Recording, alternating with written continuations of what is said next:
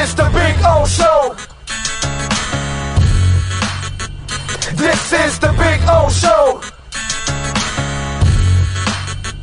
This is the Big O Show.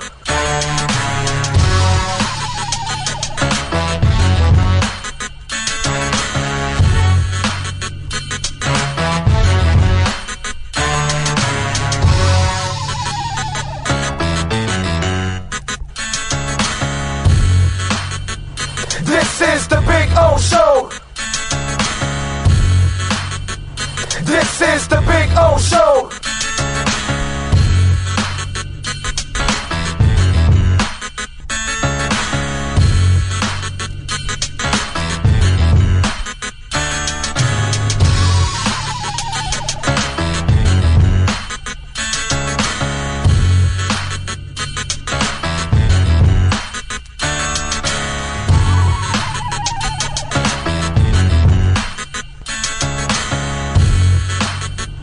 This is the Big O Show. This is the Big O Show. This is the Big O Show.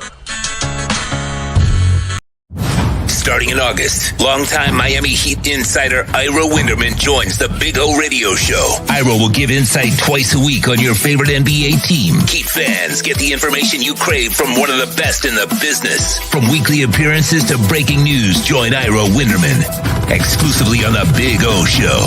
Found on most platforms.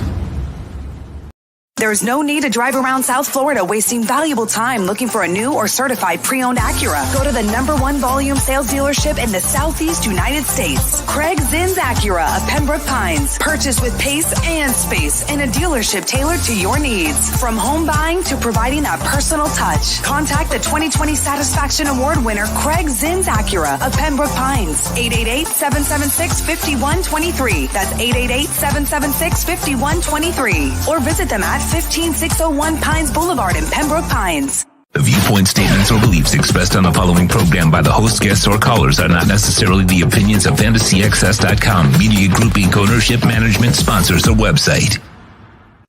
When it comes to South Florida sports teams, very few in the media have witnessed, lived, and covered it like the Big O. Let's start the program dedicated to your favorite South Florida teams with a passion that's unmatched. The Big O Radio Show is on.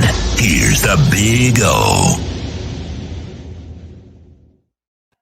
Good morning. Welcome aboard. Hope all of you are doing well out there on a beautiful Friday. Well, I hope it's a beautiful Friday wherever you're at, since we have people listening all over the world. And who knows when you're listening, right? It could be in the midday, afternoon, evenings, overnights. Whenever you're listening, thank you so much for smashing the hell out of that like button. It's a beautiful thing. I love it. It's weekend, man. It's a weekend. Yes, we get to relax a little bit on Saturday and Sunday. I got to tell you, I do look forward to the weekends now. I really, really do. And so hopefully it'll be a nice weekend too. Maybe I'll go to a little practice tomorrow for the Dolphins. Sunday, I got the Interrupters, Green Day. Let's see, what was it? Weezer and Fall Out Boy concert at the Hard Rock Stadium. So I'm looking forward to that. It's my first concert since late February of 2020 when my buddy Bill and we went to go see UFO twice. We saw them in Ponte Vedra, Florida, and we saw them over in Clearwater. Saw them on back-to-back nights. We drove to Ponte Vedra, and then we drove over to Clearwater. And little did I know that was going to be the last concert I was going to in a year. I don't think I've ever been a year and a half without a concert. I've gone to see my boy Larry Schlossberg at Acura with his band, but I haven't been to the real type of concert. You know what I mean? Not a local concert, like a big time concert. And obviously it's going to be a lot of fun. I will be masked up. Obviously, I'll be in the pit. So if any of you are going to the Green Day, Weezer, Fall Out Boy, Interrupters concert, I will be there. I'll be there early because I'm an enormous Interrupters fan. I'm one of the biggest Interrupters fans on the freaking planet. I love that band. I love their music. I find it just the kind of music that always gets me in a good mood or keeps me in a good mood, whichever way you want to look at it. So I am looking forward to Amy and the boys taking the stage on Sunday. So that's going to be a lot of fun. It's going to be nice to be at a concert again. That's anybody that follows my show, that music is, it's sports and music are my loves, and crypto, obviously, and of course my family. But outside of the family, which is the obvious thing, it's sports, music, and crypto now. You know what I mean? And by the way, it's still nice to see that the whole crypto verse is going up. Although Bitcoin got under 40 today, it got back to 39. But that's kind of that'll drop a little bit, and then it'll go back up, and it'll go past 41, 42 probably this weekend. So I'm looking forward to it. It's going to be a lot of fun. So appreciate all of you for joining us.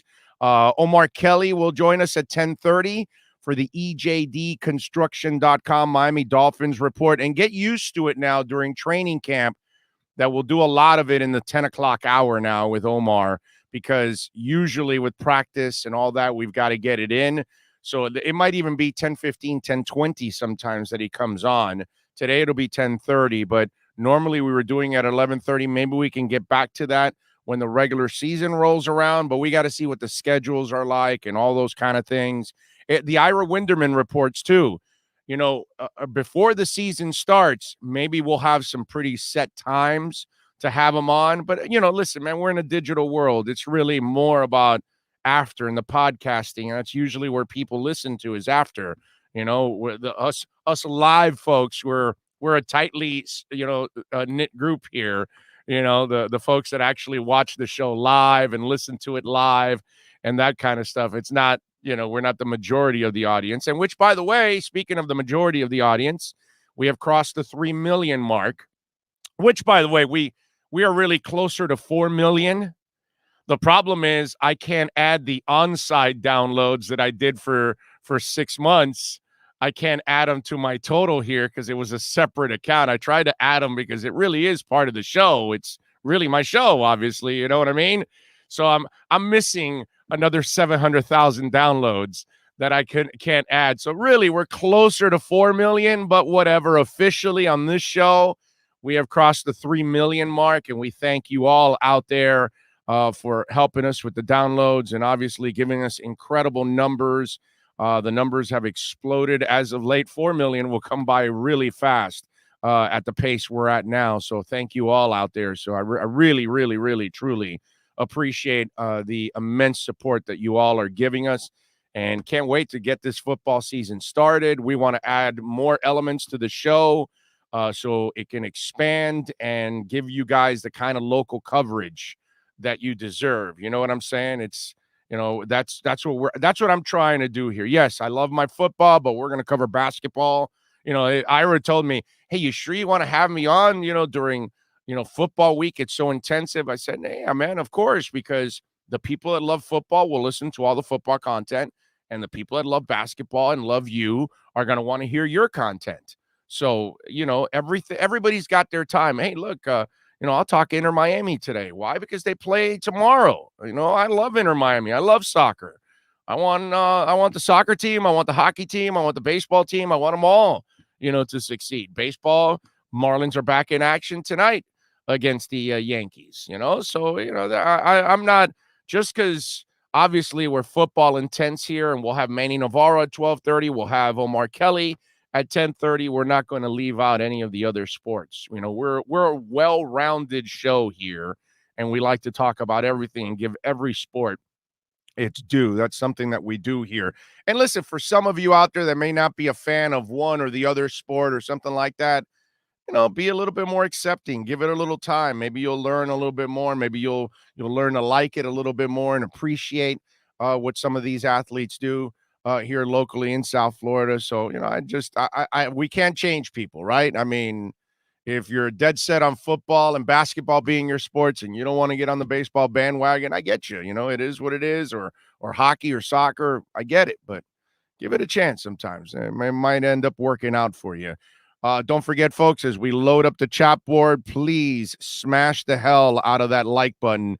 It's extremely important that you smash that like button. Steve Chapman, once again, is in. He chimed in at 8:51, man. Call of Duty. Ian from Brooklyn. Antonio Matos says, tell Bill to get back to work. Yeah, man.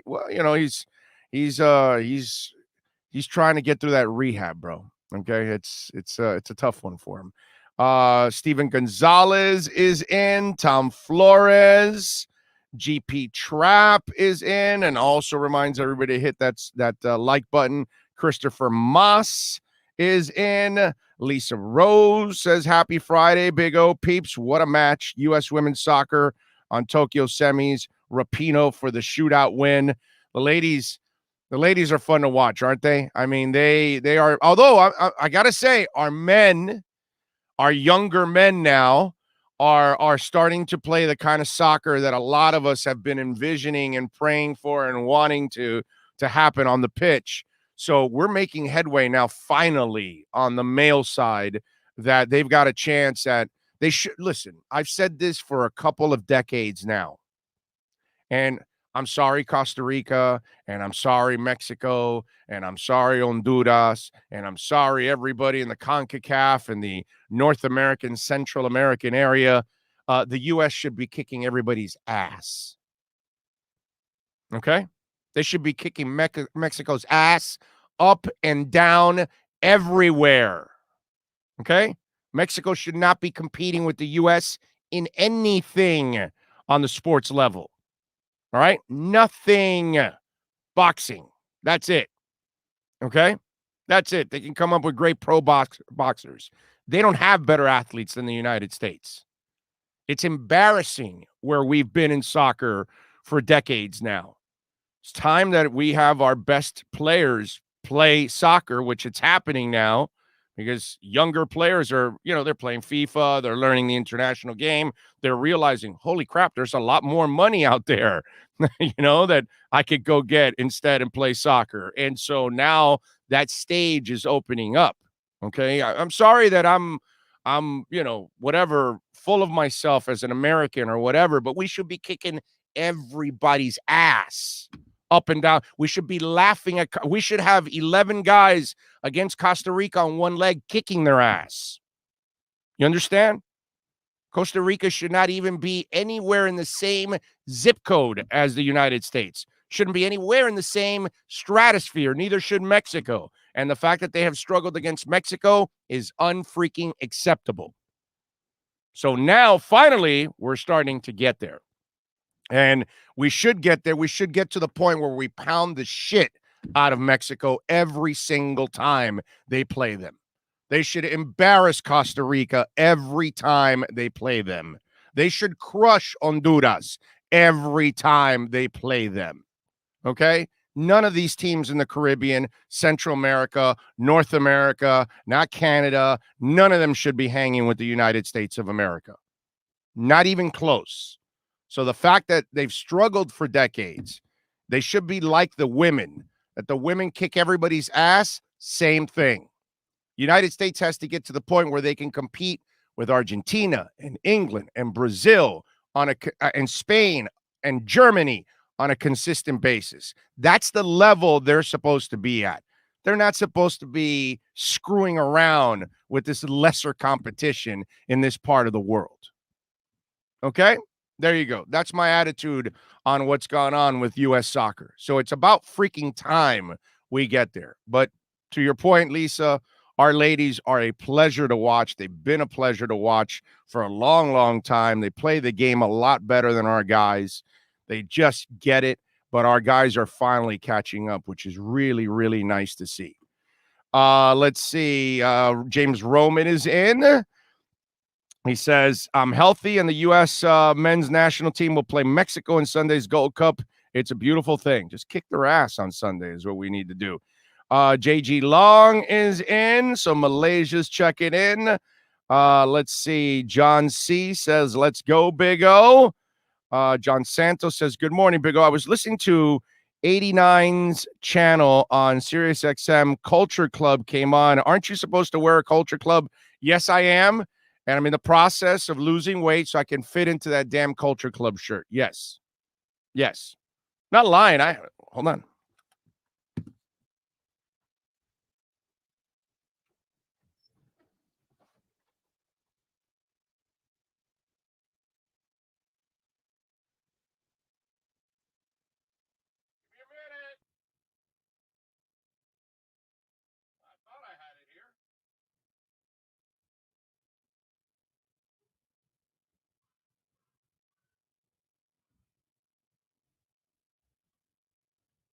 Well, I thought I had it here. I'm sorry for the delay there, but sorry for the dead air too on the podcast. We'll tighten that up in the podcast actually. But anyway, I thought I had the Culture Club shirt specifically somewhere there in the closet, and it's not there.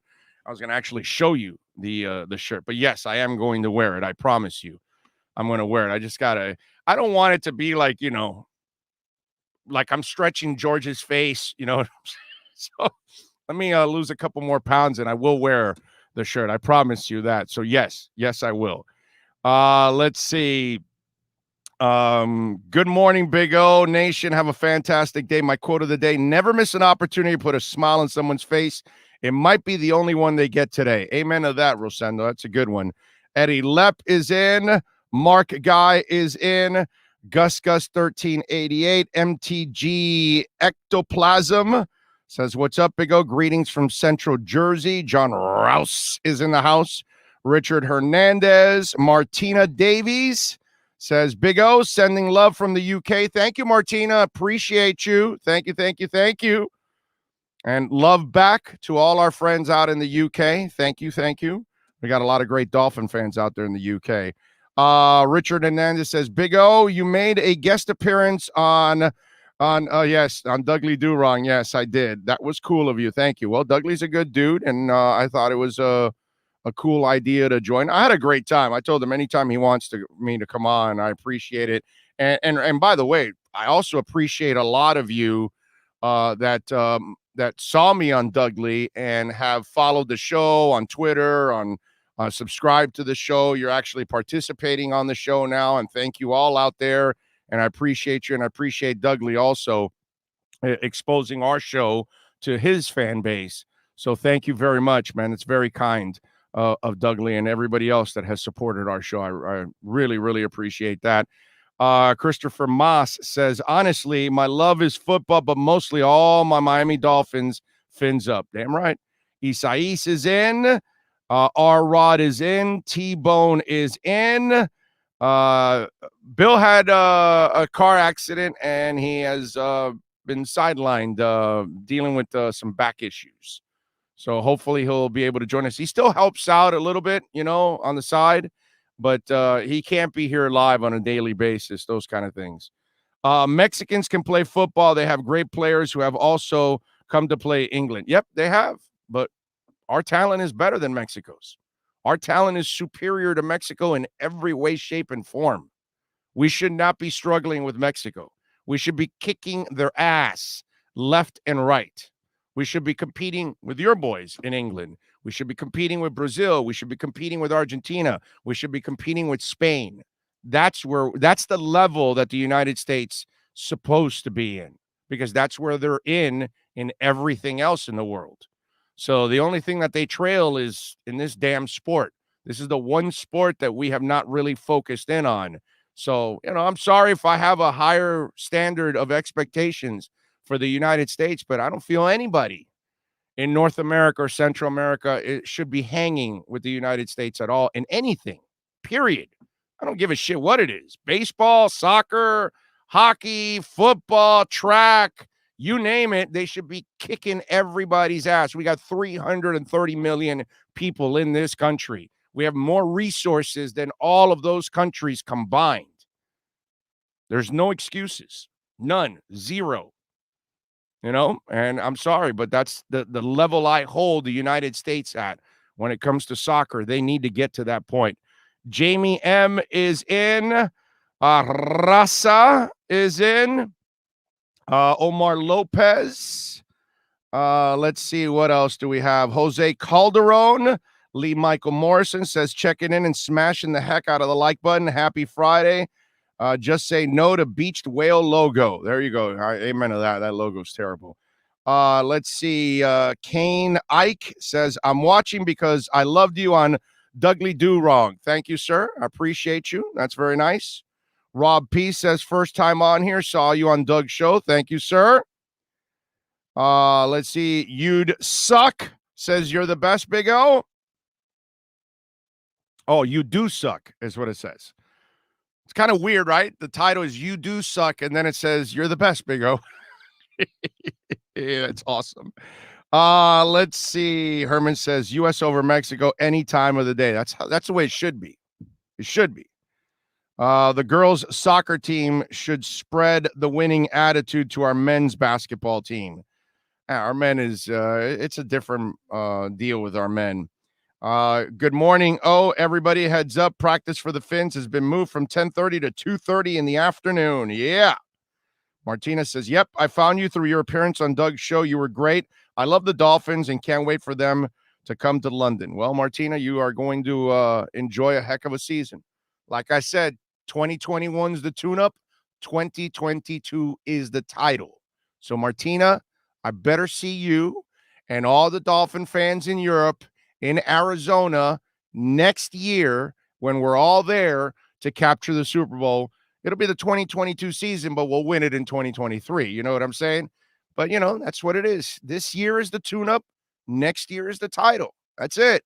And Dolphin fans, we will all gather in Arizona in February, early February of 2023 to watch our Dolphins kick whoever shows up, their butts all over the field, and win a title finally. Okay? So that's what's going to happen. Mark my words. Bank on it. That's it. Richard McLean is in also. Adrian Sosa. So thank you. It continues to grow. Smash the like button. Very important as you come on in to smash the hell out of the like button. Omar Kelly will join us in 10 minutes. So we'll have a little fun with O. We'll get his thoughts on everything Dolphins so far the first week of the season. Remember, Omar Kelly is exclusive to us. You won't hear him on any station here in South Florida. You only hear him here on our show twice a week. For those of you that are just tuning in, maybe you found us on the Doug show and then you're moving over here and checking us out in the mornings. Omar Kelly joins us every Monday and Fridays.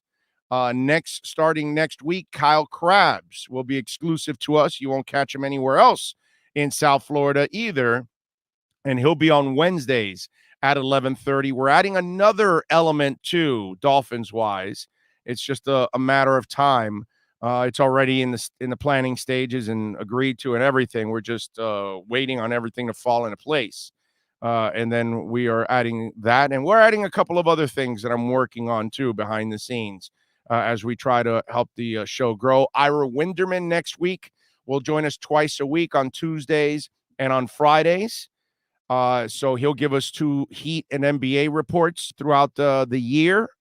What else do we have going on? And then, of course, Inside the Paint every Wednesday at 10 a.m. from 10 to 11 with Ira Winderman and Clay Ferraro. For those of you that are basketball nuts, we will keep you updated with everything that is there, which is a beautiful thing. Oh, Omar wrote on Twitter, Coach Flo had only one blind side. Please ask him what he thinks it is. Okay. All right. Martina says, I love the sound of that, Big O. We are already starting to see the real Tua balling out in practice. It's only a matter of time. That's all. It's just a matter of time before the light goes on and the kid takes off and then all these idiots that were like questioning him and hey, how come people aren't complaining about his arm anymore? Like, right? People are complaining about the arm. They haven't said anything about the arm. Oh, it looks good. Yeah, of course it looks good, you idiot. He was able to work on his core this offseason and strengthen his body. So you're going to see a better athlete out there. You're going to see a stronger arm. You're going to see a much more comfortable human being. Not a guy that just had hip surgery and is still recovering when the season starts. Hell, even Flores, and I don't know if it was a slip on his part, But when he said that even Tua, healthy now, like he was kind of admitting, like, yeah, he played last year, but he wasn't healthy, which we all know that Tua wasn't healthy. Well, those of us that have some effing common sense, we know that Tua wasn't healthy. But what have I said for months on this show, right? I've been telling everybody that listens to this show, wait till all the naysayers. When they watch him again, they're going to go, oh, wow, he looks like a different player. Well, of course he does. He got to play football this offseason. He got to build up his core, which is where everything comes from. The hip is part of the core. You think by September that hip was, and that core was 100%? Get the hell out of here. It's just, it's only a matter of time before Tua takes off. That's all. It's not that difficult.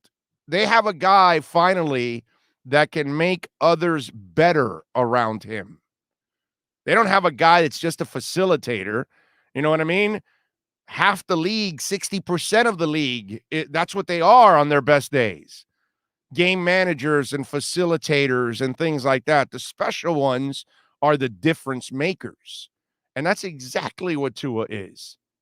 He's an absolute difference maker.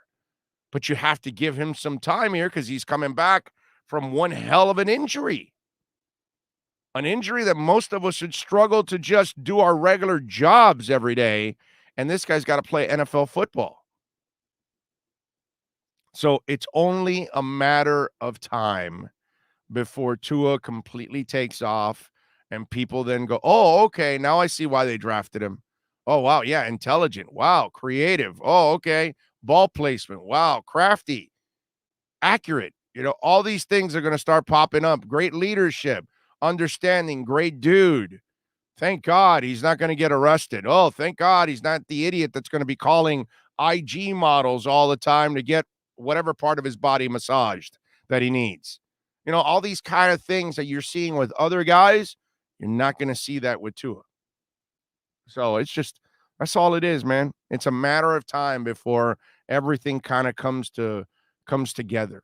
But we just have to be kind of patient.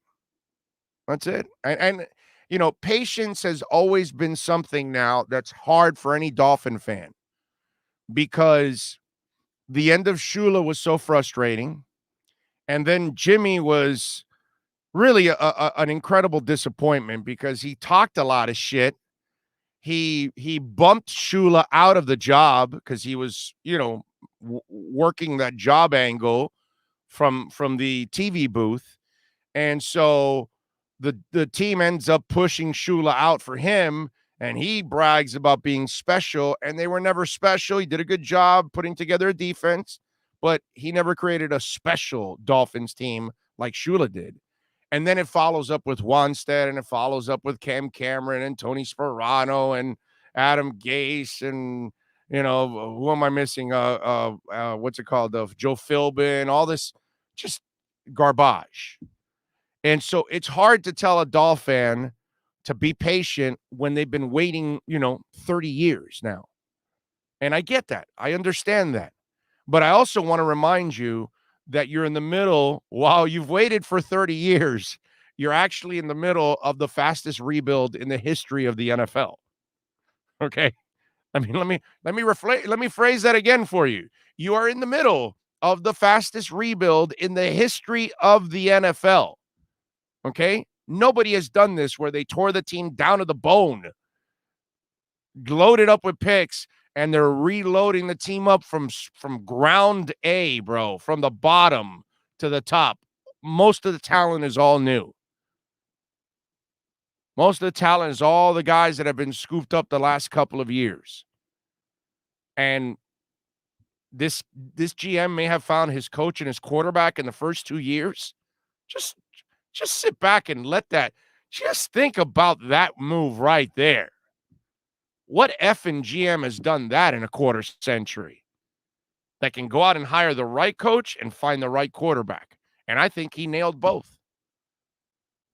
And they tore it down, won 5 games with absolutely no talent, and then they went on to win 10 games last year with a bunch of young guys. This is the fastest rebuild in NFL history. And we thought when this started a couple of years ago, remember we were talking about this, I was really excited about this rebuild, but I'm thinking like year 4 of the playoffs. Now I'm thinking, okay, year 3, they almost made it in year 2. Year 3, they can make the playoffs now. This is a pretty quick. We're pretty. While we've been tortured for a long time, and we've seen incompetence at its finest, we're now being treated to competence. We're now being treated to how it's supposed to be done, and possibly they're doing it the right way. Wow, what a concept! That's absolutely phenomenal that they're doing it the right way, and that's the beauty right now of what's going on with the Dolphins.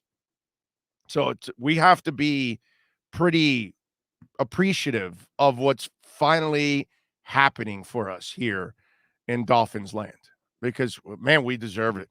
Holy crap, do we deserve it? Man, do we deserve it. And it's finally happening. I know it's hard for some of you to get comfortable with this. It's hard for some Dolphin fans to be confident about this. And I know maybe I'm crazy confident about it right now. Maybe I deserve. Blind ass fan alert. Look out, everyone. We've got a blind ass fan coming through. Maybe I deserve it. Maybe I deserve the blind ass fan alert. Maybe I'm naive. Maybe I'm getting a little ahead of myself here. Maybe. But I just feel good about this, man. I've felt good about it from day one, and I continue to feel good about it. Move after move, trade after trade, transaction after transaction, draft after draft, game after game, half after half. It's nice to have like a coach that makes adjustments. Holy crap, man. We would sit back here and we would be frustrated. And remember, this season, for those of you, since we have several new people listening, we will have our own pre- and post-game show live from Sports Grill in Miami Lakes and in Bird Road. So you're more than welcome to join us, whether it's live, and you're more than welcome to join us on the audio side too, or video side. You can listen or watch it as we get you ready for the show, for the game. And then we recap the game after, and we'll be doing it with the delicious wings from Sports Grill. So I'm looking forward to that. And next week, Kyle Krabs begins our Sports Grill Miami Dolphins Insider Report on Wednesdays at 11:30. So I'm definitely looking forward to that one. It's a beautiful thing. We are waiting Omar Kelly. Omar should be joining us any second now. Michael says, Big O, I'm glad I found you on here. I used to listen to you on the radio, bro. Glad to see you're still doing your thing. Fins up. Well, thank you, sir. Glad to see that the world has changed, that we can do it this way instead of being tied to some corporate bullshit that tries to manipulate or tries to control what you say on the air, that kind of stuff. So trust me, I'm extremely happy that we're able to do it this way, and we're having some great success with it. All right. Give us 60 seconds. When we come back, we will be joined by Omar Kelly. We're going to have our EJDconstruction.com Miami Dolphins report. The Big O Radio Show is home for the hardcore Dolphins fan. That's why we give you Omar Kelly twice a week. Buckle up. It's time for the EJDconstruction.com Miami Dolphins report, exclusively on the Big O Radio Show. All righty, there he is. Well, he's kind of there, and then now he's there. Now he's back as we fired off the open there for him, the EJDconstruction.com Miami Dolphins report, as Omar Kelly slides in and gets ready for that report. Omar, you feeling good, or you got a little bit of a cramp here that you can't do the interview? I'm just wondering. You know what? You're going to go X on me here a second? What's up? I am pulling an X today. We're not supposed to have 3 people at practice. I announced that I was not going to go to practice because Hyde, if Hyde wants to go, one of us is supposed to not go because of COVID protocol. So I say, hey, I'm not going to practice. Hyde has to go. And then the Dolphins say, oh, well, we got another spot for you. if you want to come, blah, blah, blah. And I'm like, you know what? I need this day. I really, honestly, Big O, I have not been on my game for the first week of training camp. I'm not as sharp as I usually am. I'm not as prepared as I usually am. Oh, you're getting old. You're getting old. Bro, it could be the waking up at 4:30 in the morning every morning to deal with my baby. Ah, that's right. That's right. Because I do have the morning shift. It's just a challenge, bro. It's just a challenge, but I'm making it. I'll be there tomorrow when fans are there. Hopefully, I will be on my grind. What time is practice tomorrow? Tell the folks if they want to go. I think it's at 3:00. You're asking me. It's in the afternoon. I don't remember, but if you need tickets, you better go get it because go online, MiamiDolphins.com, because this is going to be the most well-attended practice, and tickets are very limited. Space is very limited. And don't wait to go to practice because, as you know and can see and pay attention to, we're slowly approaching a lockdown again. Yeah. No, I know. Unfortunately, hell, I'm going to a concert on Sunday at Hard Rock, and I'm in the pit, and I'm double masking. I don't care that it's out in the open. I'm double masking, bro. You know what I'm saying? I got no choice. Unfortunately, you know how much, and I'm vaccinated. But you know how much. Oh, don't worry. No, it's no vaccination. Trust me. My wife is in the hospital. It's a medical field. Vaccinated people right now, because they have this perception that they're protected. Those are the people that are going to spread it. They're not getting sick.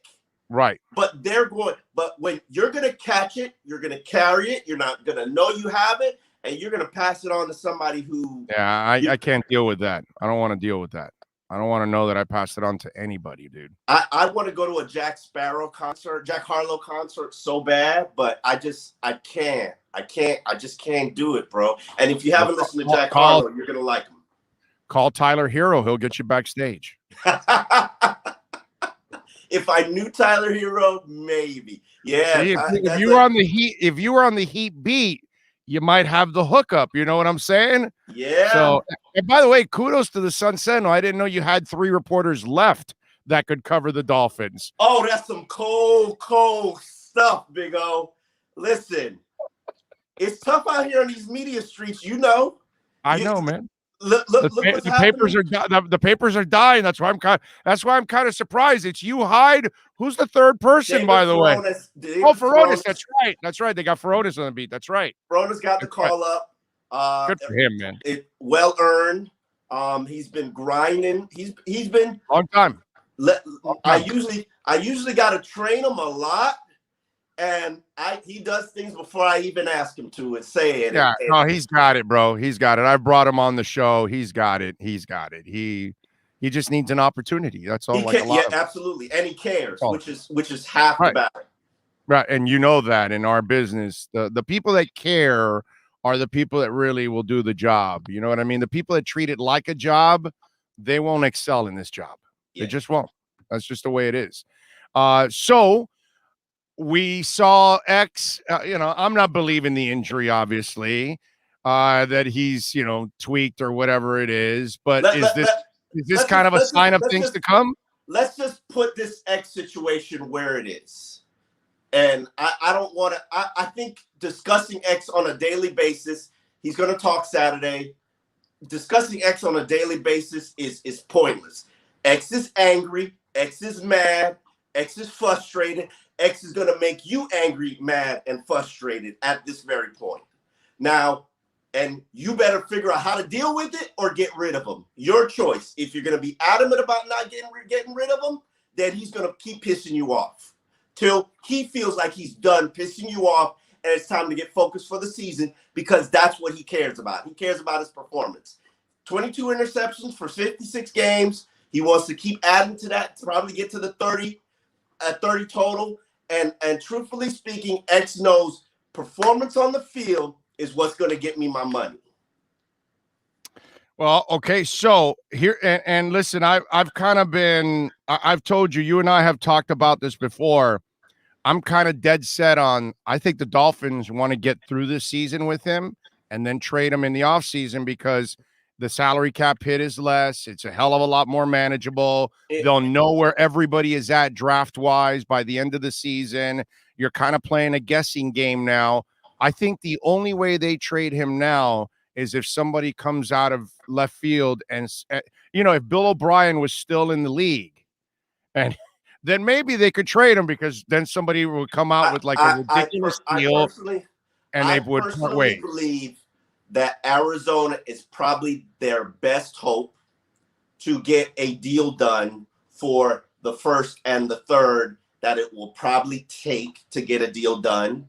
And honestly speaking, their head coach and their Steve Keim, they've got to probably get to a point where they look at what they've got in camp and maybe get to a desperation level. But right. It's because I think the sense is there. They got to win. And they're on the rookie deal. They're on the QB's rookie deal. They haven't paid him yet. So they're trying to get it all done before they have to pay the kid, because as you know, once you got to pay your quarterback, it changes the dynamics of your cap all of a sudden. But I do not and have not, and Dolphins have had offers since God knows how long. I'm sure. It's not good enough. And they're not moving until it gets good enough. And just like they told you with Laramie Tunsil, we're not trading Laramie Tunsil. We're not trading Laramie Tunsil. We're not trading Laramie Tunsil until it gets good enough. Right. They're not trading Xavien Howard. Well, that deal wasn't just good enough. That was I can't say no. Lottery, bro. It's still giving picks, bro. I don't know how many picks it is right now. I think we're done. I think we're done. No, is it the first rounder that's in the future? Wasn't that part of the the rollover from it? Yes. It's still giving, and he could still get that pick and turn it into other picks too. I mean, 49ers picks is now parlayed from Houston. So I guess Laramie Tunsil is the gift that just keeps on giving. That's what I'm saying, and that's the one thing that I will give Greer a ton of credit on, and he's been the shrewdest drafter we've ever had, actually, down here. He's better than Jimmy. No, better than Jimmy. No. I'm talking about Dolphins. Not talking about Dallas. Dallas doesn't count. No. I'm talking about the era of the salary cap. I agree with you. Jimmy's drafts were not good, and I say that all the time. Offensively. But Jimmy has 2 Hall of Famers in his draft class. Yeah, no, he came up with a defense, bro. He came up with 2 4 Hall players. of Famers, 2 more Ring of Honor guys. 5 players, right? I think it is 4 players. What is it?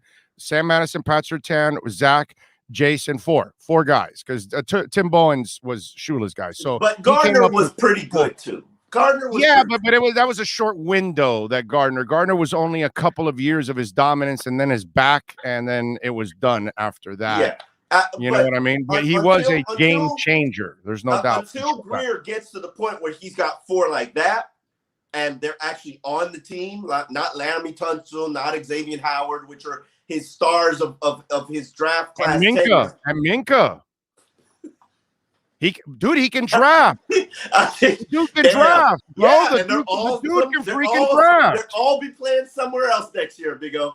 Okay. Well, whatever. They're playing somewhere else. Listen, Tunsil is not. We can't include Tunsil like we can include the Minka and the X situation. The Tunsil situation. I know, but it wasn't a disgruntled thing. It was it was also a disgruntled thing. You guys don't realize. What do you mean? He got his deal. He got his deal down the line. He wanted his deal now, and but they weren't going to do it at this moment. They didn't have to do it. And then he was like, "Trade me." Yeah, no, they weren't trading him. They ended up trading him. They're not trading X. Yeah, no, but the Tunsil thing was. They gave him such a deal that they could not pass up on that one. Because they easily could have given him his deal a year later, and he would have been fine. But they understand that there's still reason why conversations about Laramie Tunsil are ongoing. And I know Chris Greer likes to say, we never put out trade offers and have these conversations about our star players. I'm like, dude, you've made more trades in the NFL than every other GM. Let's not go there. And I don't have a problem. I don't have a problem with it either. I don't have a problem with that at all. I mean, except for the fact you have 3 Pro Bowlers on your team that you drafted and traded. I don't have a problem with it. And you well, haven't gotten, as long as other ones are developing, then you're no, you fine. haven't got in the players that you get. You haven't gotten the caliber player back. No, I know not Laramie yet. keeps on Well, giving. Again, not yet. We got to let these guys develop. Actually, Right. you know what I'm saying? Right. They may turn. Van Ginkel may turn out to be a Pro Bowler. You know what I'm saying? I mean, and he's a 5th rounder, so he may end up being a Pro Bowler. You never know. And Jalen Phillips may turn out to be one, and Jalen Waddle, and who knows? See, here's the thing: if X can play, who's to say Igbenogany can't play? He can play. There's no question. And if Minka can play, who the hell says that Javon Holland's not going to be a baller? It's the same effing dude that drafted all these guys. So if he's good enough to draft the other guys, why can't these guys turn out to be players? You know what I'm saying? Raekwon Davis may take a step this year that may take him. That's what I'm saying. We have to give this time. I was just saying before you got on here that, you know, while we've been telling Dolphin fans to be patient for 20 years, right? While we tell you to be patient here, you're actually in the middle of the fastest turnaround in the history of the NFL, because nobody's ever torn down a team to the bone, and in 2 years they're winning 10 games. That's unheard of in this league. That's not accurate. Tony Sperano, they tore down a team that was 1-15. No, they're not to the bone. They did not tear down to the bone. Yes, they did. No, they didn't. Cut Jason Taylor trade. They cut Zach Thomas, traded Jason Taylor. Do you want me to go back to that roster? You want me to go back to that roster? I did it. We'd be wasting time. They inherited about the training camp. They inherited players on that team. Did. A lot more than what's been inherited here. What was inherited here in the last 2 years? What came from before that was prior to Chris drafting? Xavien, Laramie. That's Chris's guy. No. But we're talking the teardown begins with Flores. So Flores inherited Laramie. Flores inherited Xavien. Flores inherited Minka. So don't. But he's won without Minka and Laramie. Flores inherited Devontae. Flores inherited Kenny Stills, which he traded. Flores inherited Jesse Davis. Flores inherited Jerome. Flores inherited Rashad, got rid of him. Flores inherited stuff. But let's talk about training camp, because we could talk about that forever. Flores inherited a lot of players. He got rid of a lot of players, but he inherited a lot of players. So they started in 2011, correct? Who? Parcells? No, 2008. And turned 1-15. Oh, 2000, right, 2008. All right. Go ahead. What were you going to say? Turned 1-15 into 11-5. That's the record. On record is the biggest one-season turnaround in NFL history. They did not sustain that because of the quarterback situation. So put some respect on Tony Sperano, God rest his soul's name. And 2008, correct? Yes. What is there? So they inherited the great Samson Satelli, by the way. They inherited Vernon Carey. Yes. Right? They drafted Jake Long. They inherited Ricky Williams. Ricky Williams is there on 08. Was he there? Ricky Williams and Ronnie Brown. They inherited Kendall Langford also. They inherited Ted Ginn, who helped them win. Actually won them the game that got them to the playoffs. He did. They did. And the great Greg Camarillo, by the way. Yeah. They inherited the. They inherited Joey Porter. By the way, they inherited Channing Crowder. That's correct. They inherited plenty. They inherited the safety situation. Jeremiah Bell. They inherited. Chris Crocker was the other safety. Holy crap! And obviously the lost Jason Allen was on there too. No, Chris Crocker was signed by them and cut five games into camp. Okay. Listen, let's talk about training camp, because people want to hear training camp. Not this old stuff. They inherited Paul Soliai too, by the way. Yeah, but he was a bust with them. He was a bust early. Yeah, he was already he was on his way down. He was on his, and then he was on his way up. We went to Atlanta, right? Or was it? No. They inherited him. He thrived under Sperano. But then he went to Atlanta, right? Is that what it was? Yeah, after getting franchise tag, I believe twice. And they inherited the money launderer, Will Allen. They signed Randy Stark. Stop it. What? I'm sorry. What? What? Did he wash any money for the Dolphins, by the way? I'm just all right. Go ahead. All right. So first of all, what has stood out to you in training camp?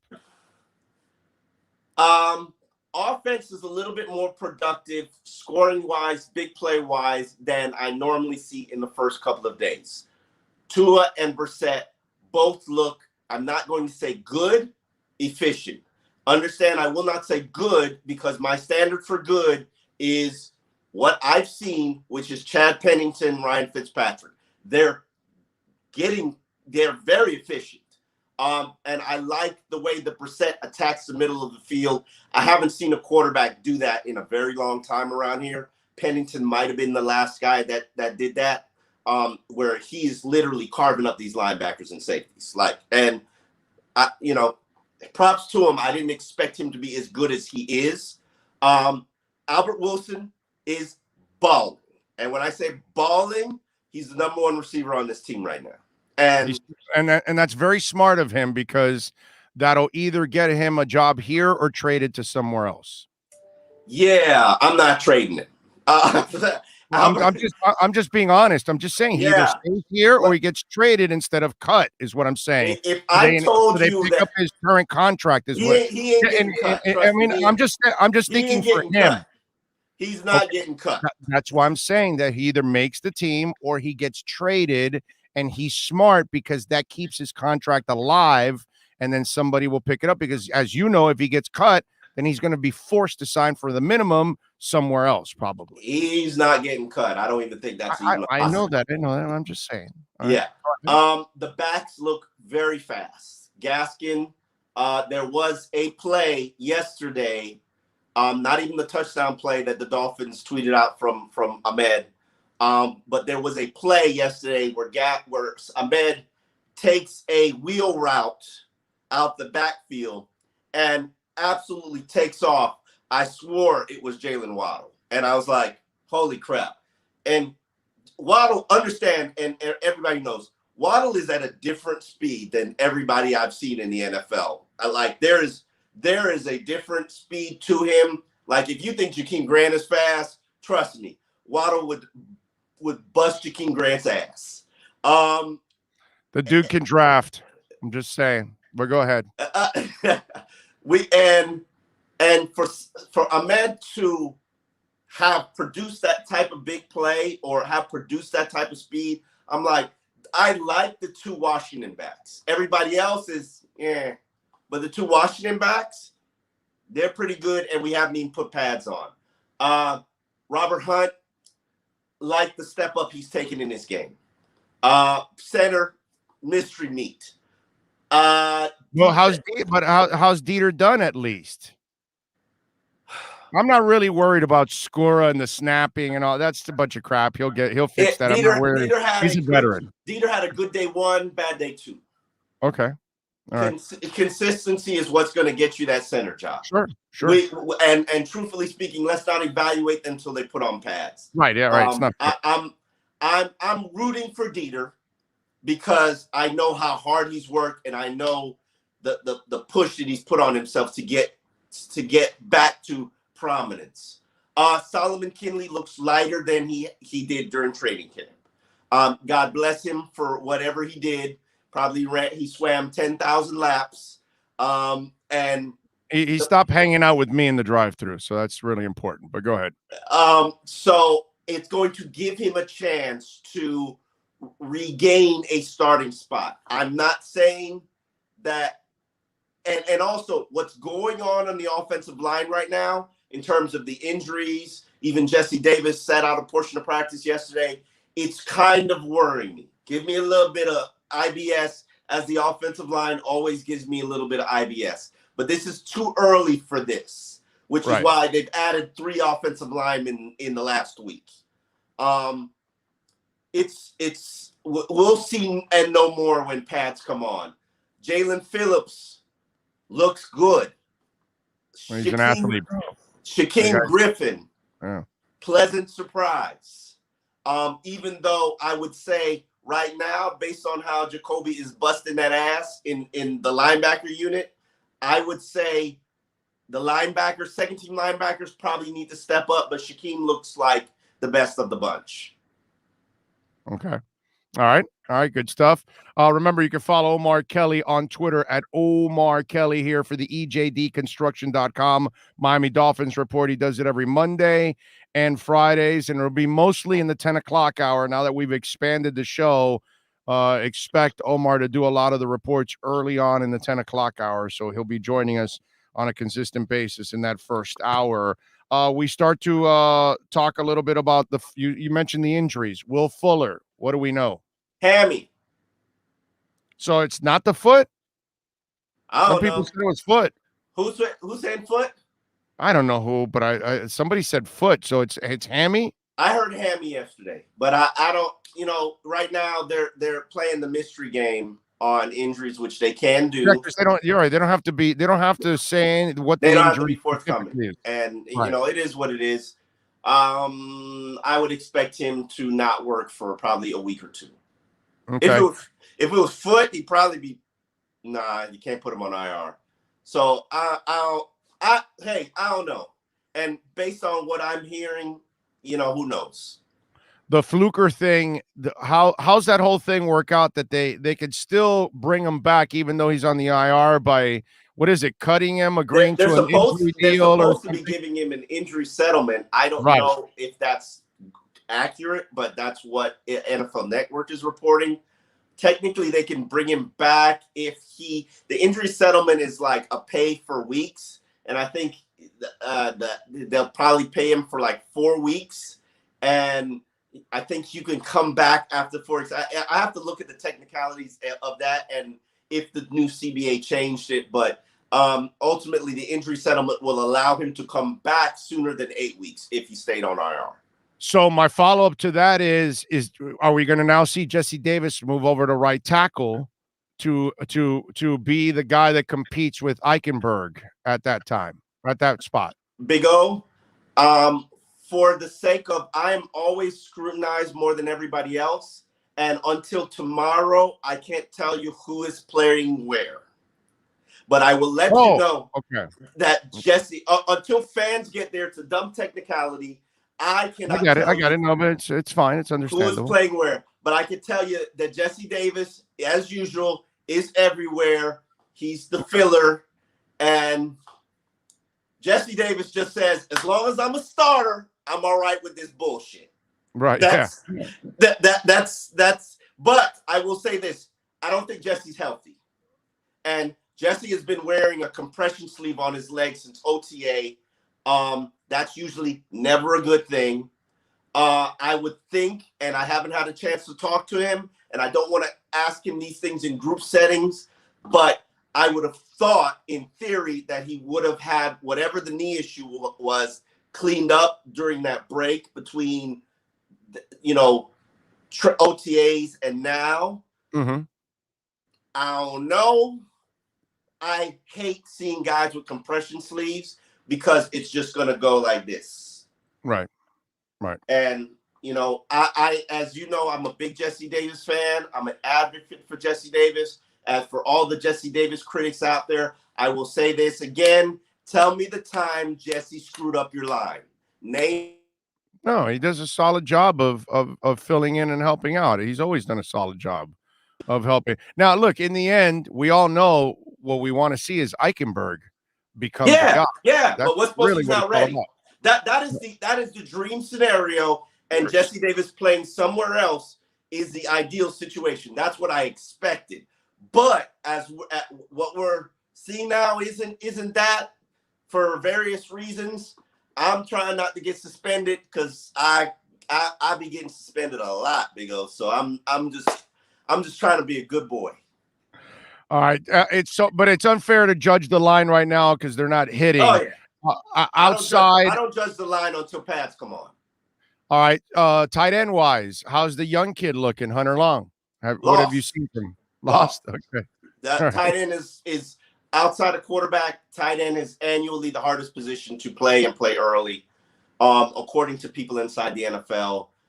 He had a bad day yesterday, 2 fumbles. If Brissett is attacking the middle of the field, he's not involved. So, I'm patient. Rookies, the light bulb does not come on first week. Light bulb for young players, light bulb comes on third week. After third week, which is joint practice week. If rookies start to do well in joint practice week, then you're like, okay, you got something. But I don't expect rookies to be, it's a lot thrown at them. And speaking of that, I have a column in the Sun Sentinel that ran in yesterday's Sun Sentinel, which is about second-year development, which we've talked about. Is the hallmark the most impressive aspect of the Brian Flores era? If you look at their bust of a 2019 draft class, because they were whack, and how everybody developed and blossomed in year 2, if you get that kind of development from the 2020 draft class, which featured 9 starters, 9 guys who started games, you're going to be golden. You have to get that kind of development from those guys. And if the Brian Flores hallmark of second-year development is really a thing, and they get that kind of development from Tua, the offensive line, Brandon Jones, Ahmed, Raekwon Davis, you're going to be golden. Right.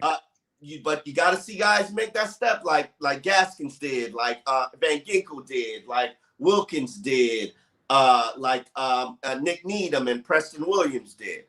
You got to see guys take that step. And if they do, and if the Wait a minute. Go ahead. What was that? And if they what? Wait a minute. Now you're not. There we go. Go ahead now. Yeah. When people call me, it messes up. I'm learning this. So I am in. Turn off your damn phone while you're on this damn interview. Come on. Turn off the phone while I'm on when I'm on Zoom or whatever this is. Oh, I see. You're using the phone. Okay. All right. Yeah. I don't use my computer. Phone's got better camera than your computer, bro. That's true. Phone, your computer, especially your computer, that it's from 2004. Wow, what's wrong you with had you? to go there, didn't you, Big O? You're still on Windows 96. What's wrong with you? Come on, bro. Why are you judging me, man? Update that stuff. If I have to update it, I have to pay for it. I look. Inside the Paint started this week with Ira and Clay. Yeah. So I told them I need your emails to contact. They both send me AOL emails. Yes, Ira Heat Beat. I shouldn't give it out. No, yeah, you can't. Yeah. But they're both AOLs, and I'm like, what? You guys just switched from CompuServe? What the hell's going on here? Have your Prodigy? What's going on here? Both the 2 guys that have their AOL accounts still. That is freaking classic. What are the chances, man? That is awesome. That's old school. Awesome. Perp still has an AOL account too, so. Yeah, and that's another old school guy. Yes. Yes, I'm with you there. And by the way, part of that second year improvement that you're talking about, if Noah Igbenogany becomes one of those guys, he's mentioned, he's actually the focus guy on this. And I'm telling you right now, Noah's better. He's not X, but he's better. Well, but here's where I'm leading you to. That if he starts to shine, then this makes this whole transition a lot smoother for the team, for the fans, for everybody else. It's not going to make it smoother because of course it will. If you have somebody that can fill in, Omar, if you have somebody that can fill in is different than a top 20 player in the NFL. No, I get that, but X is different, bro. I understand. I understand that, but part of the thing that I was talking about yesterday was if Noah can play. And I believe the pass rush will be better this year than it was last year, then your team's going to be just fine and you will overcome. It sucks to lose X. It sucks to lose a great player. You'll be okay. But that's what I'm saying. You'll be okay. You'll be fine. But the defense is built around X. Now, this year, you're going to have to build the defense around something else. Right. But the defense is built around X. You're not building a defense around Noah. And you're not building a defense around Byron Jones. Like, let's be real about it. That's fine.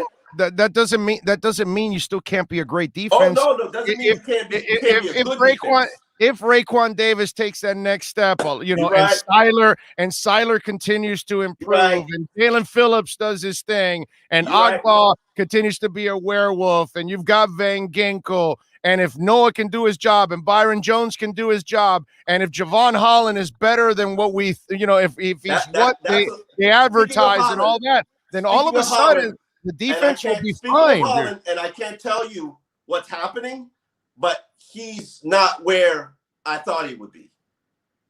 Okay. It's okay. But it's the first week. It's the first week of his practice of his life in the pro level. Relax. I agree. And I'm not saying that he's not playing well, that he's not practicing well. And I understand where this coaching staff is. And I respect this from Flores. Flores gives rookies a small plate. And he says, this is your plate. You should be able to eat everything on your plate. And if you eat everything on your plate, I might and eat it well, I might give you a bigger plate. Right. So and they have a buffet planned for him compared to other players because he's going to carry. They're envisioning him carrying way more responsibilities than the average guy. I thought so too, but I will tell you, it's not what I expected. I thought so too. We got to give us some time before we. I'm a patient man. I'm a patient man, and I agree with you. But right now, Waddle and Phillips, because I can't tell you this, Waddle and Phillips, they got the big plates. Yeah, but they don't mentally. They don't carry the responsibilities that he does. No.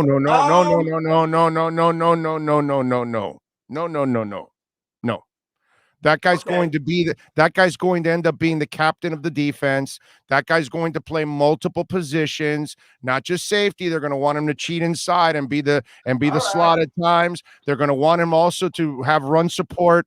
There's a lot on Xavien Howard's plate is a lot more expansive than those guys. Those guys are island guys. The guys you're talking about. He's just worried about his slot and his routes.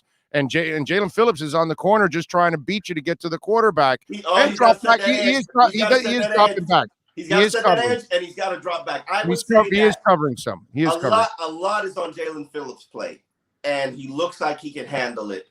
But you're right. There is more on Xavien Howard's plate. He's supposed to be the quarterback of the defense, and it seems as if they're not saying. They're not giving him the big boy plate yet, which is they can't.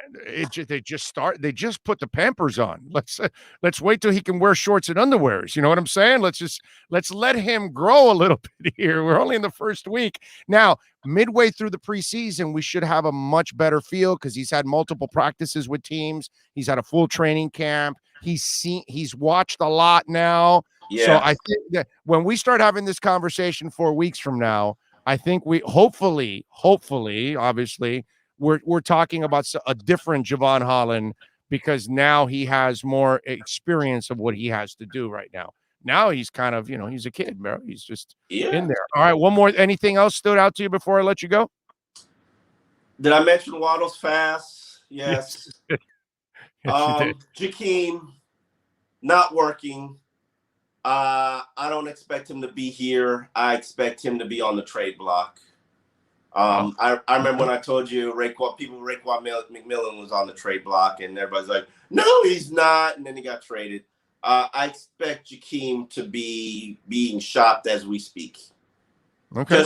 Just a theory. No inside information. Everybody knows Jakeem hates me. This is gonna hit the global Twitter sphere. It's no secret. Jakeem's not playing on this offense. Like there's even healthy. There's no way Jakeem sniffs the top 8 guys on this team. Like no disrespect to him. He's the greatest, most productive kickoff return guy in Dolphins history, and they'll probably shop that to see what the hell they could get for it. Okay. All right, there he is, Omar Kelly. Make sure you subscribe to the South Florida Sun Sentinel so you can catch all of his work. Follow him on Twitter at Omar Kelly and catch him twice a week here exclusively with the EJDconstruction.com Miami Dolphins report. Oh, thank you, sir. Appreciate you, my man. All right. Thanks, Miguel. You got it. There you go. The great Omar Kelly. For over 16 years, EJDconstruction.com has provided South Florida residents quality craftsmanship, accurate project management, and exceptional service. That's why EJDconstruction.com is an A-rated member of Angie's List and the Better Business Bureau. When you're looking for the right custom home builder for additions or home remodeling, please call my friend Eric at 305-433-4843. That's 305-433-4843 for EJDconstruction.com.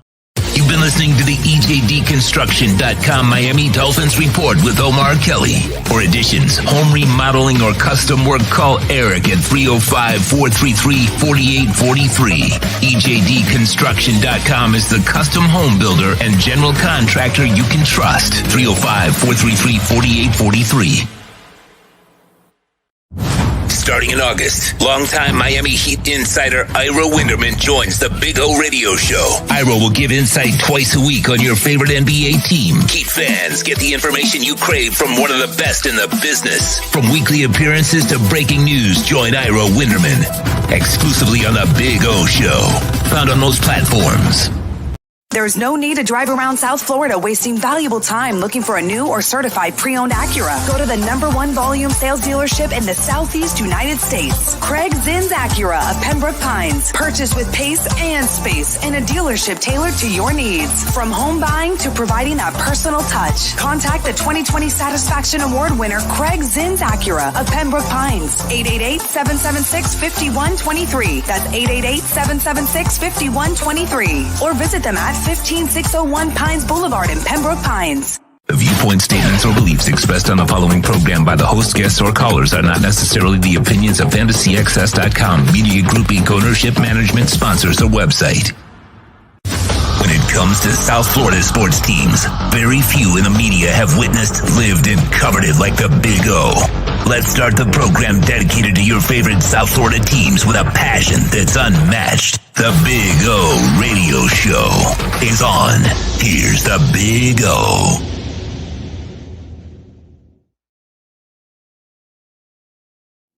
All righty, welcome aboard. Hora numero dos. Yes, sir. Appreciate all of you hanging in there. Don't forget, smash the hell out of that like button. Smash it, baby. Smash it. And the like button, too. That's what it's all about. Very important. We thank Omar Kelly for joining us, and he will join us twice a week. For those of you that don't know, he will be on with us Mondays and Fridays, just in case you're new to the show and you're tuning in. Appreciate all of you out there, as always, keeping it locked here on the program. Let me see what the reaction is so far. Omar, not a blind-ass fan. He's a Dolphin insider who's at camp and knows a lot more than me. Isai says, best ability is availability. I would agree with that.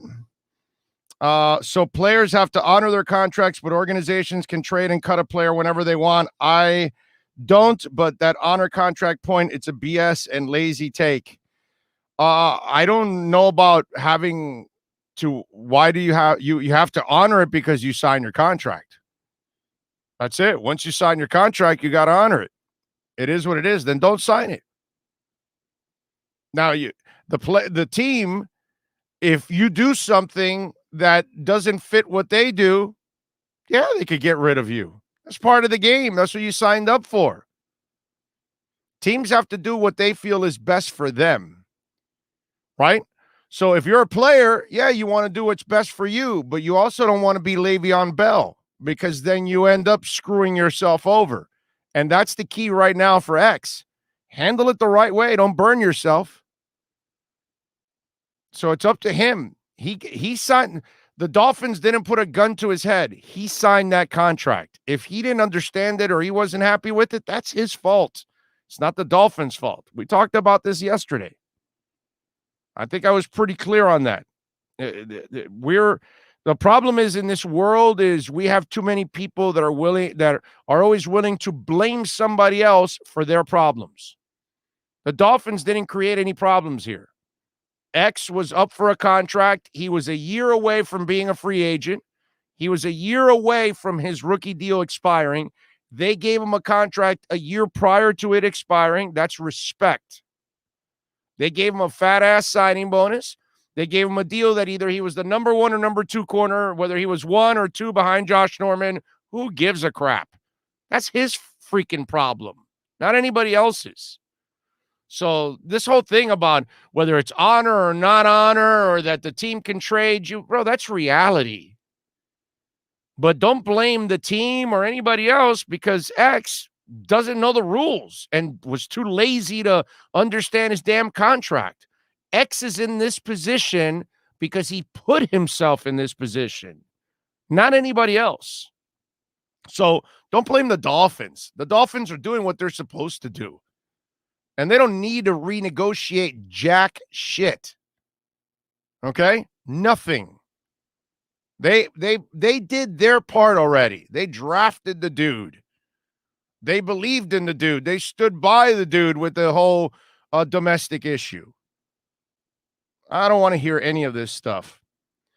Let's see. Radically says, I'm sick of seeing the same injury-prone players on the PUP list and IR to start camp. It's time to move on with healthy players that can be counted on. Let's see. No doubt players look out for their own personal interests first. I agree with you there. But however, players will always pay attention to how the team treats its star players. Well, they treated X fine. There's nothing here to blame on the Dolphins. The Dolphins have done zero wrong here. X wanted a new deal. He got a new deal. Now he's changing his mind. Now because somebody else got paid, now he needs to get paid more. No, dude, you should have negotiated that in the first place. This is not on the Dolphins. That's the lazy take. The lazy take is thinking that this is the Dolphins' fault. You know, X wants to blame the Dolphins. He's got to, instead of pointing fingers, how about looking in the mirror? That's what some people need to do. Crypto Dolphin says, oh, I got Bitcoin on the line that the Finns win the Super Bowl in the next 5 years. They win next year, bro. Next year they win. Okay? Are the Dolphins having a family day scrimmage at the stadium this year? I have no idea. Let's see, what else do we have here? Albert Wilson will make this roster. Man, I still don't think so. But we'll see. You never know. Injuries, all kinds of stuff could take place. No one shows Chris Greer any love. We do. What else do we have here? Chad Pennington had a noodle for an arm. Yeah, but it was accurate, bro. It was accurate. At least he knew where the hell it was going. You don't have to have a gun for an arm. You know, if it's strong enough to get there and you know how to time things out and you understand everything, you can get it. You can be fine in this league for a while. How can I listen via radio? You can't really, not yet. We're not streaming yet. We will eventually, but not right now. Watching Big O and Omar from Southwest England. Loving it. That's what Rock Bear says. Thank you, Rock Bear. Appreciate you. Let's see. What else do we have here?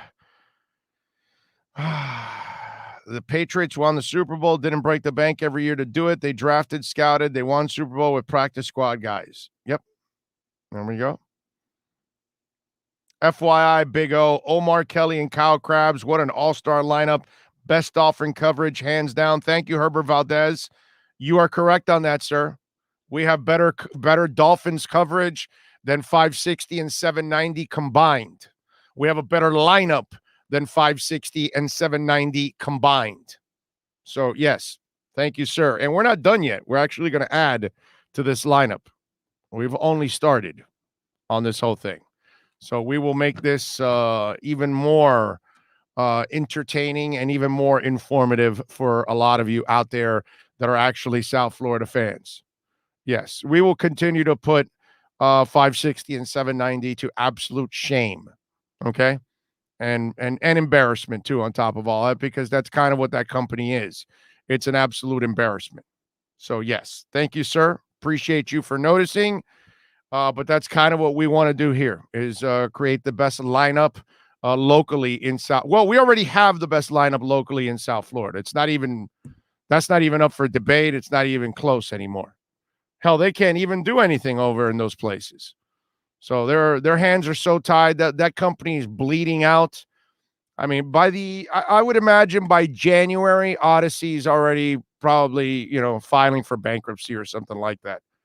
It's a shame actually, because the local teams should not be tied down to any of these stations anymore. Really, let's be honest. All they do is broadcast syndicated crap. They only have a couple of live shows left, so they really don't provide local coverage anymore. You know what I mean? So it's one of those deals where, give me a break. They don't have a lot of coverage left over, And hell, one of their shows is not even really a sports show. So, it's just clowning around for a couple hours, which they do a great job doing it, but it's not really a sports show. So they have very little that actually promotes the local sports. Most of it is all syndication. Why any of the local teams would tie themselves down to stations like this, it makes zero sense nowadays. In today's digital world, it makes zero sense. But then again, they still have shows that they probably are still repeating interviews. In a digital world where people aren't really listening to you live, they listen to your podcast and all your stuff, post your show, then you're repeating segments, which you're then putting less content out there. Shows you how little they know and understand this business. But of course, that's lazy radio, and that's kind of what it is. That's why you can stay on one subject for 2, 3, 4 hours, because it's lazy radio.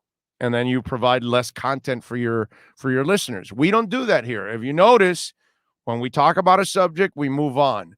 And when you miss it and you mention it to me, hey, have you talked about it? I'll tell you, yeah, we talked about it. You can go back and listen to the podcast and you can hear it.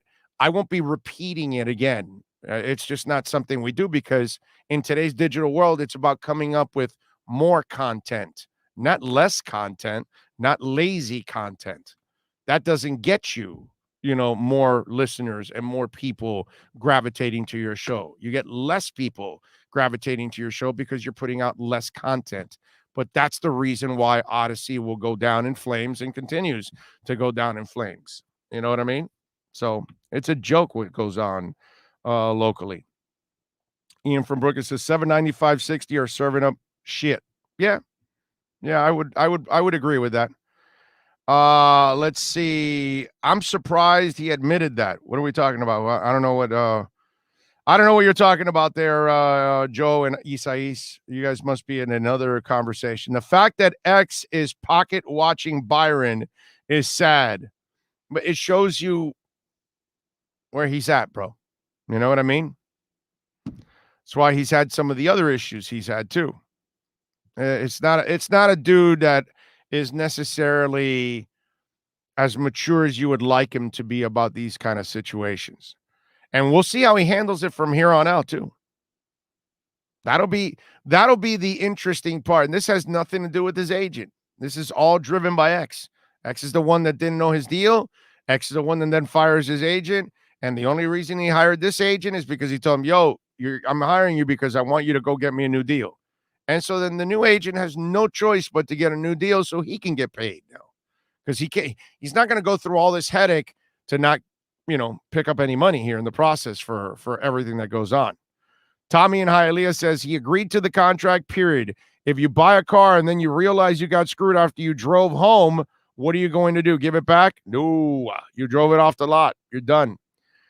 Got the die after the domestic issue and his knee problem. He got respect and has forgotten what the team did for him. He was the highest paid CB in that moment. Yeah, but none of that matters to him. None of that matters to X. Zero matters to X. Big O, in your opinion, what decade was the golden age of radio, FM, AM broadcast in South Florida? Oh, dude, 80s to 90s. For sure. The Neil Rogers time. For sure. 80s and 90s. The 90s decade was a lot of fun. I was able to work it because I started in 91 in this business. But obviously, I was listening to Neil in the 80s leading up to it. And so I would say the 80s into the 90s. radio started going to absolute crap once they what was that? What's that word? Not decertified, whatever it was that they allowed people to scoop up as many stations as they can. I forgot the word that I'm looking for now. But anyway, they just allowed it became the wild, wild west, and so we only have a couple companies that ended up scooping up all of the stations. And that's where it just went to crap, the business, because now only a couple companies own all the stations. It was better when we had a ton of mom and pop companies owning radio. That's when radio was great. Do you know why? Because then you have like the Beasleys or Sunshine, and they are local and they care about their communities, and they're kind of heavily involved and covering the communities. Now they're all national. Intercom, Odyssey, whatever the hell, their offices are in Chicago. So they're from Chicago. They're running all of the promotions for every station in the country. Sales, everything is coming from corporate. There's no connection on the local end, and which is impossible. How do you connect with sponsors? How do you meet with them? How do you make sure you have great communication with them and get their message out and all that and give them personal attention? That's what we do on our show with our sponsors. Because we're local, because we want to, I'm a local guy. So I care about what goes on in this community. We don't have any of that. That's what I was trying to build at Onside. That's that was my vision of teaming up with a partner or partners locally that actually, care about this, and we can actually create on the digital end, because you don't need a signal anymore, a local station that actually is on all day and night, talking local sports, communicating with everybody that loves the South Florida sports here or all over the world. And then you're connecting with all the sponsors locally too. I know it can be built, but it's just up to somebody that wants to actually put the effort, with me in order to get it done. But if not, then we'll build this. And this has actually, taken off to the point where maybe I'm just better off doing this than worrying about the headache of trying to lift an entire station. You know what I mean? Especially when you can't get the right people to actually, get the job done.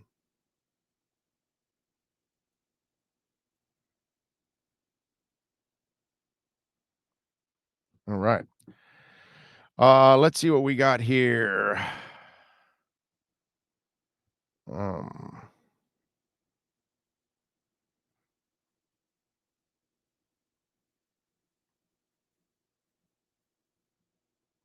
sorry here. I'm sending a text. So I'm actually doing a couple things at the same time here. We're going to get Alex Winley on here at the bottom of the hour, and Alex covers Inter Miami. So I want to get a little preview from her. Tomorrow, Inter Miami takes on Montreal. So I'd like to talk to her about the team here at the bottom of the hour. We're going to have Manny Navarro, by the way, in the third hour at 12:30. At 12:30 he will join us, and we'll have a little fun with him, and we'll talk a little Canes too in the process. All right, if you guys want to get in, remember you can also send me an email, big O radio show at yahoo.com. That's big O radio show at yahoo.com. If you want to join us there, remember, what's it called? Cash App and Venmo, Cash Big O Show. That's Cash Big O Show. If you want to join us there on the program. Well, if you want to also donate to the program, that is actually. Okay. So there you go. Alex will join us here at the bottom of the hour. So we'll have a little fun and talk a little Inter Miami. Oh, would your feelings be hurt if the place you're working hires someone not as good as you, but pays them a lot more than you? Feelings are one thing. You might be uncomfortable, but you signed the contract. By the way, I signed it. I guess you weren't listening yesterday. I signed a deal that I wasn't happy with a little over 20 years ago. And you know what I had to do? Work the deal. I had no choice. I had to stay on that deal the entire time. I had no choice. What could I do? I had almost 2 years left. It was like a year and 10 months. And I was unhappy with the deal. And I was underpaid. But what could I do? I had to wait. You know? That's it. Man, listen, Troy, I don't know if you've ever worked in a world of contracts, but once you sign a contract, you're committed to it, unfortunately. And you know that the employer has all the power to do other things with you in that contract. And I'll let you in on a little thing. What happened to me 20 years ago was I had a deal that had a 6-month no compete. So I had another company that was interested in my services, but I knew I could not leave because I had a 6-month no compete in the process. And so from there on out, I never signed another deal again that did not have a non-compete that was as long as my severance was. So if you wanted me to be out of work for 6 months, you're going to have to pay me for 6 months. They were only willing to pay you either 1 to 3 months. Currently, I had at that deal, I had 3 months. So that means 3 months I would have been not able to work and not able to produce money. So then I would have to go to court. And in the state of Florida, it's a right of work state. So I probably would have won the case, but I had to then spend a lot of money in order to do it. So I said, forget it. I'm not going to go through it. And then if I take him to court, then I'm taking my current employer to court. And if something happens that I don't win, then it becomes an uncomfortable situation and all that. And then if I take my company to court, then I become difficult to other companies because I took this radio company to court. Could I take others? You know what I mean? So all of these ramifications to me of what would I do with this contract? So I said, you know what? I'll just keep my mouth shut. I'll just finish out the contract and then I'll work my next deal and go somewhere else or stay here or whatever it is. I ended up staying. I ended up getting a new deal. But you know what I got for the new deal the next time around?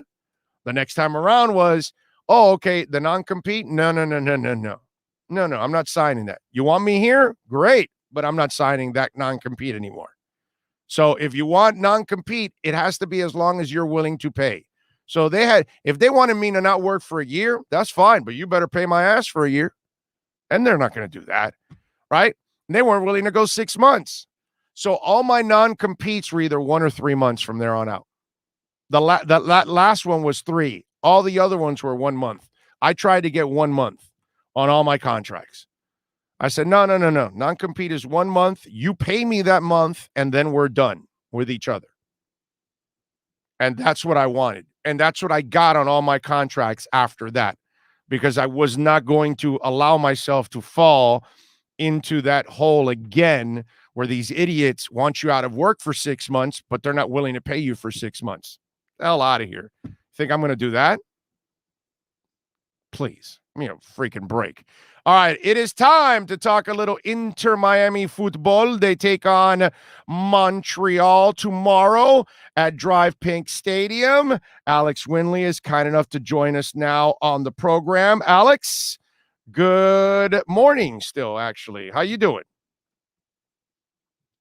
Do I hear you there? Wait a minute. Hello? There we go. Now we got okay. Hi, how are you? I'm good. I am doing great. Cannot complain. Alex, we saw what maybe was their best performance in a while the other night. I was actually pretty satisfied with the performance overall. Now, offensively, it was still kind of offensive because you had some shots and you really didn't take advantage of it, and you really showed a lack of potency when it comes to actually scoring. Scoring is a real problem for this team right now. But first of all, let's go over the performance last week. Your thoughts on Sunday night? I thought Inter Miami played well compared to some of their other games during the season. They looked confident. They were confident on the ball. They're moving into space. Robbie Robinson came back, so that was a huge help. Dropping Blaze Matuidi, that was also a huge help. Yeah, whatever Neville said to them, they put their heart out on the field, and it's a shame they didn't get the 3 points, but it's definitely a step in the right direction for the club. Yeah, and the one thing that still stands out is Higuain. He keeps getting opportunities, but he has not been able to, since last year till now, he really has not capitalized on some of the opportunities that he's had. What do you see with Higuain?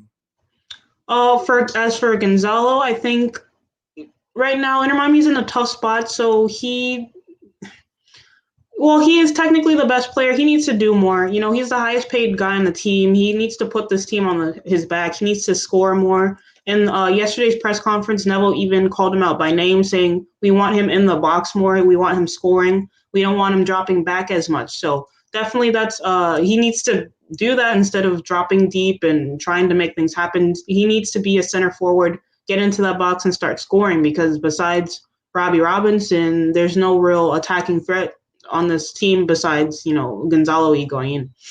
And I think it's also a detriment to him maybe to worry so much about defense and dropping back. When I see him in the middle of the pitch, I'm also seeing an older guy using his legs, where I'd rather him stay, back and wait for it. But here's the problem too, Alex. Let's be honest now.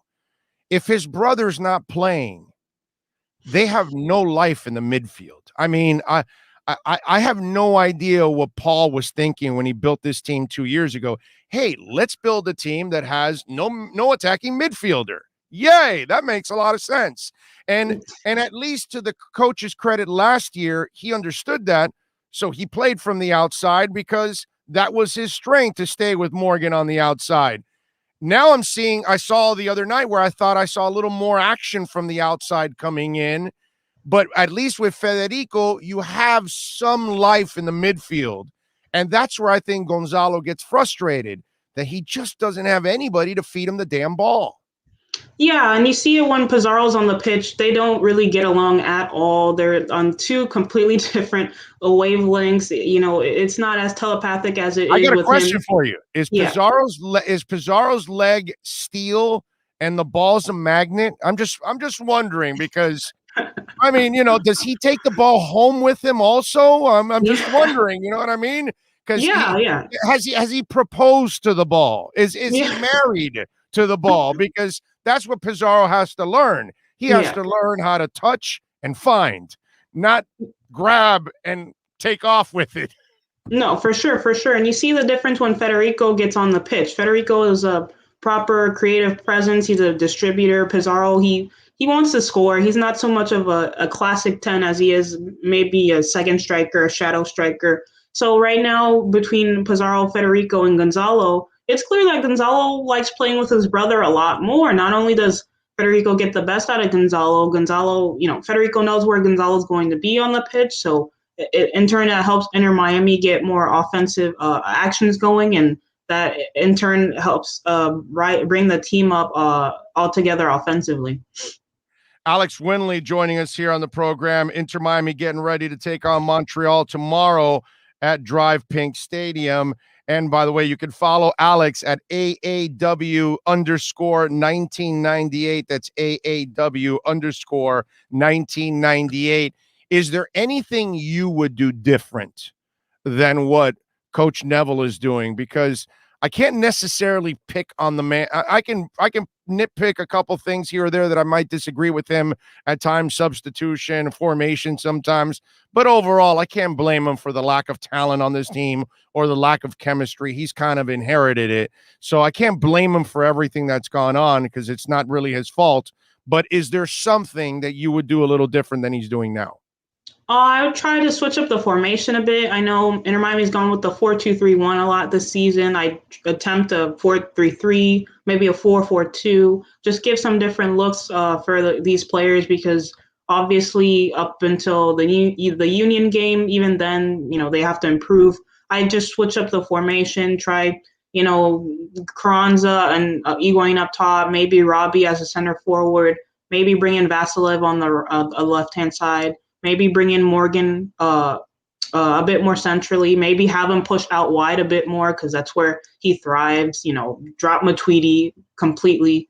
I wouldn't start him for the rest of the season. Honestly, he doesn't provide anything. I'd start Gregory, Ulloa, Chapman in that midfield alongside, Federico can start some. Pizarro needs to, get his act together or else he's going to get shipped off as well. So there's a bunch of different things that I do, but first I'd start with, a change in formation. Well, I don't know what they do with Matuidi. If the guy walked out on the team after he got subbed, I'd suspend his ass. I don't know what the hell's going on with him behind the scenes, but I mean, he's got to look at what's going on the pitch. And listen, again, not his fault. This is a dumb acquisition. There was no reason to make him a DP, and we've learned Pizarro has no reason being a DP. So somehow or another, they're going to have to eat some serious salaries in the offseason. Yeah, when I was listening to your show the other day and I heard Michelle Kaufman, admit that Matuidi did in fact leave the stadium, I was appalled because not only is that unprofessional, it shows that he doesn't care about the team, doesn't care about the league. He is that DP that comes from Europe to MLS to get a paycheck, and it's showing in his performances, and it showed when he left the stadium early. Neville was 100% in the right to drop him because not only is his performances, they're poor, he clearly doesn't care enough about the club. He was named captain, and there's no reason, there's a reason why Gregory is now the captain moving forward for this club, because Matuidi, Ulloa, this four-captain thing, it wasn't working because it created a vacuum of leadership where no one wanted to take responsibility, and it was just an entire mess. So I'm very happy that Neville dropped Matuidi. I'm happy that he gave Gregory the armband because right now this team needs a central leadership figure. I'll ask you what I've asked Franco Panizo, what I've asked Michelle Kaufman, and now I'm going to ask you, Alex. Should the owners, because even if Jorge Mas is involved in this, and Beckham, do they need to take a step back and not make any decisions whatsoever? Because whether it's Neville, whether it's Matuidi, we know that that's, part of Beckham and his handprint on there. And so, or the last coach wanted Pizarro. And so now you're not allowing the first general manager to build a team the way he wants. And now you've brought in Chris Henderson. If I'm Chris Henderson, I'm like, well, guys, if this is going to fall on me, I need to make all the decisions. I need to be the final say here. And Alex, it, following not just soccer, but any sport, there's a lot of great players that suck as head coaches. Most of them suck as managers or head coaches, whatever title it is that you call the leader of a team all throughout the world. Most of these guys end up failing. Do these guys in the front office or in the ownership, do they need to take a step back and allow Chris Henderson to make all of the decisions because he is more proven and better than all of them combined at this? 100%. Chris Henderson, he was a part of that Seattle Sounders organization who they're serial winners up there. So there's no reason for Jorge Mas to continue to, I don't want to say overstep his soccer boundaries in terms of player acquisitions. Chris Henderson knows what he's doing. In the beginning of this season, Jorge Mas said that they did clear out house, with the front office, and they brought in certain guys to do their jobs basically. And Chris Henderson was a part of that. So I definitely think that Jorge Mas, even though he is the managing owner, he needs to stick with the business side, money wise, and not so much get into player acquisitions because the Blaise Matuidi, there's no words. It was such a bad move. No European team would have offered him what Inter Miami offered him either, and that's your first red flag. So the fact that they brought him over, it just showed that maybe they were more concerned about bringing butts into seats than the actual soccer performance on the pitch. So I do think that Chris Henderson. Don't get a defender to be a DP. Go get somebody that scores damn goals. Come on. If I'm going to spend money on my 3 DPs, they're going to be guys that can put the ball in the back of the freaking net. If 100%. They can't do that for me, I don't need them, man.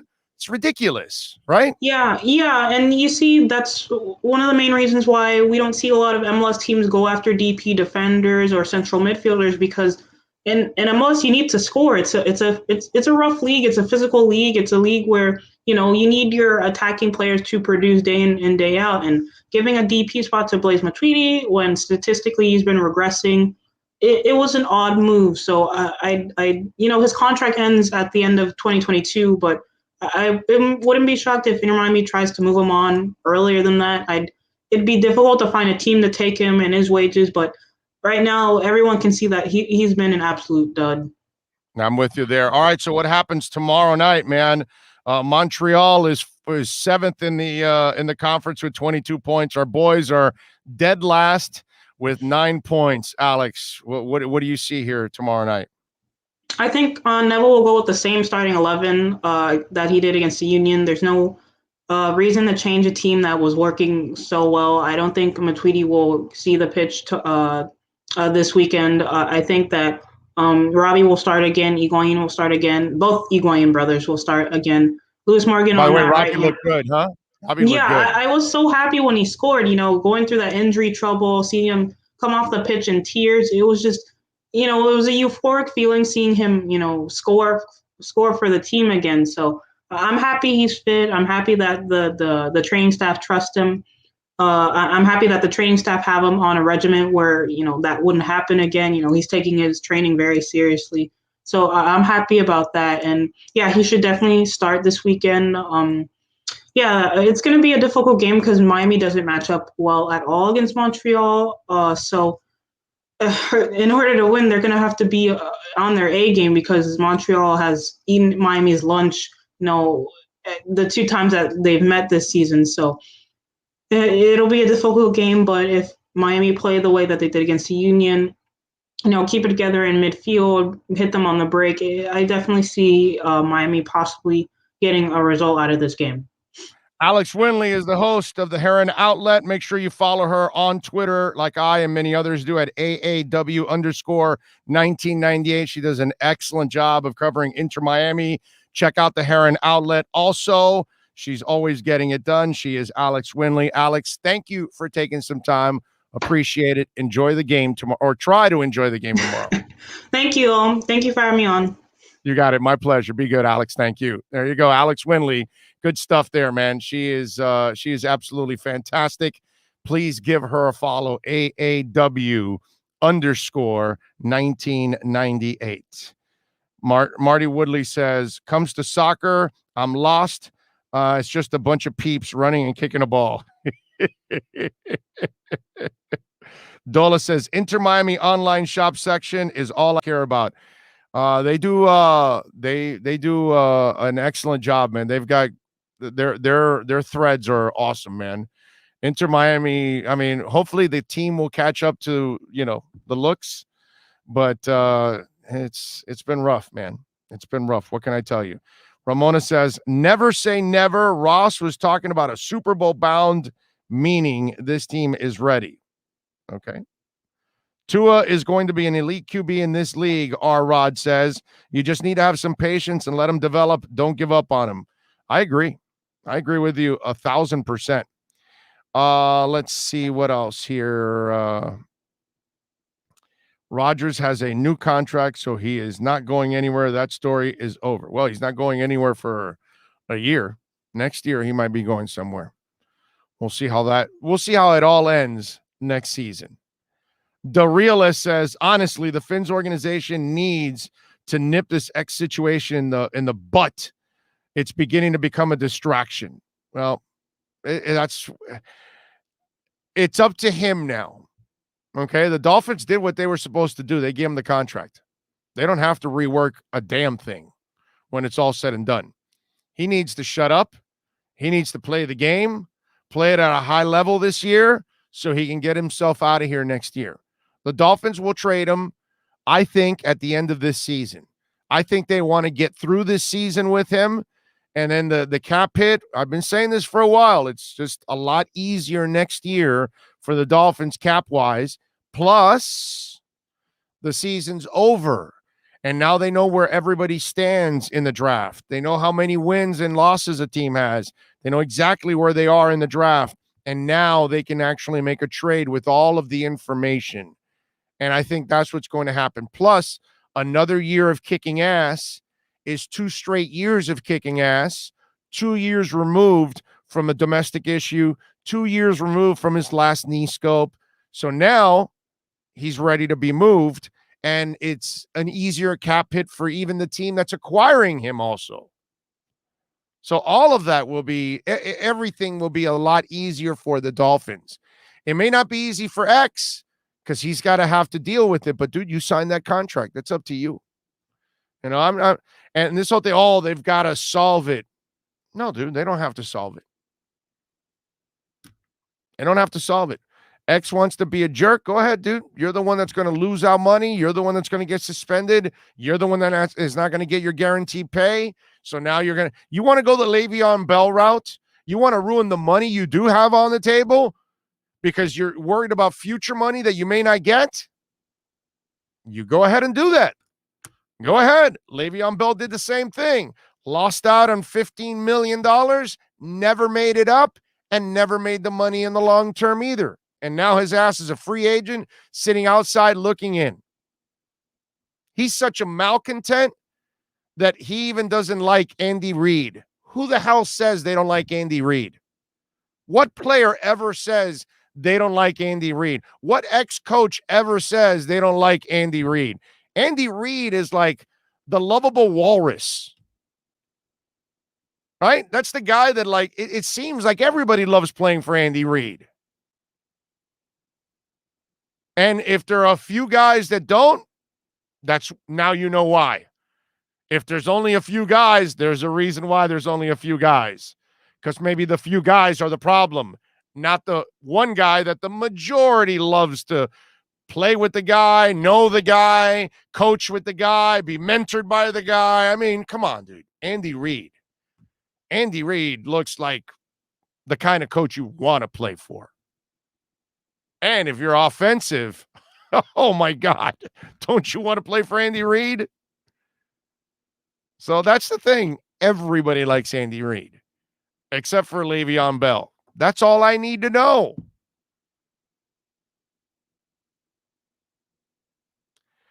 We win the Super Bowl this year. Wonder if he would still want to leave.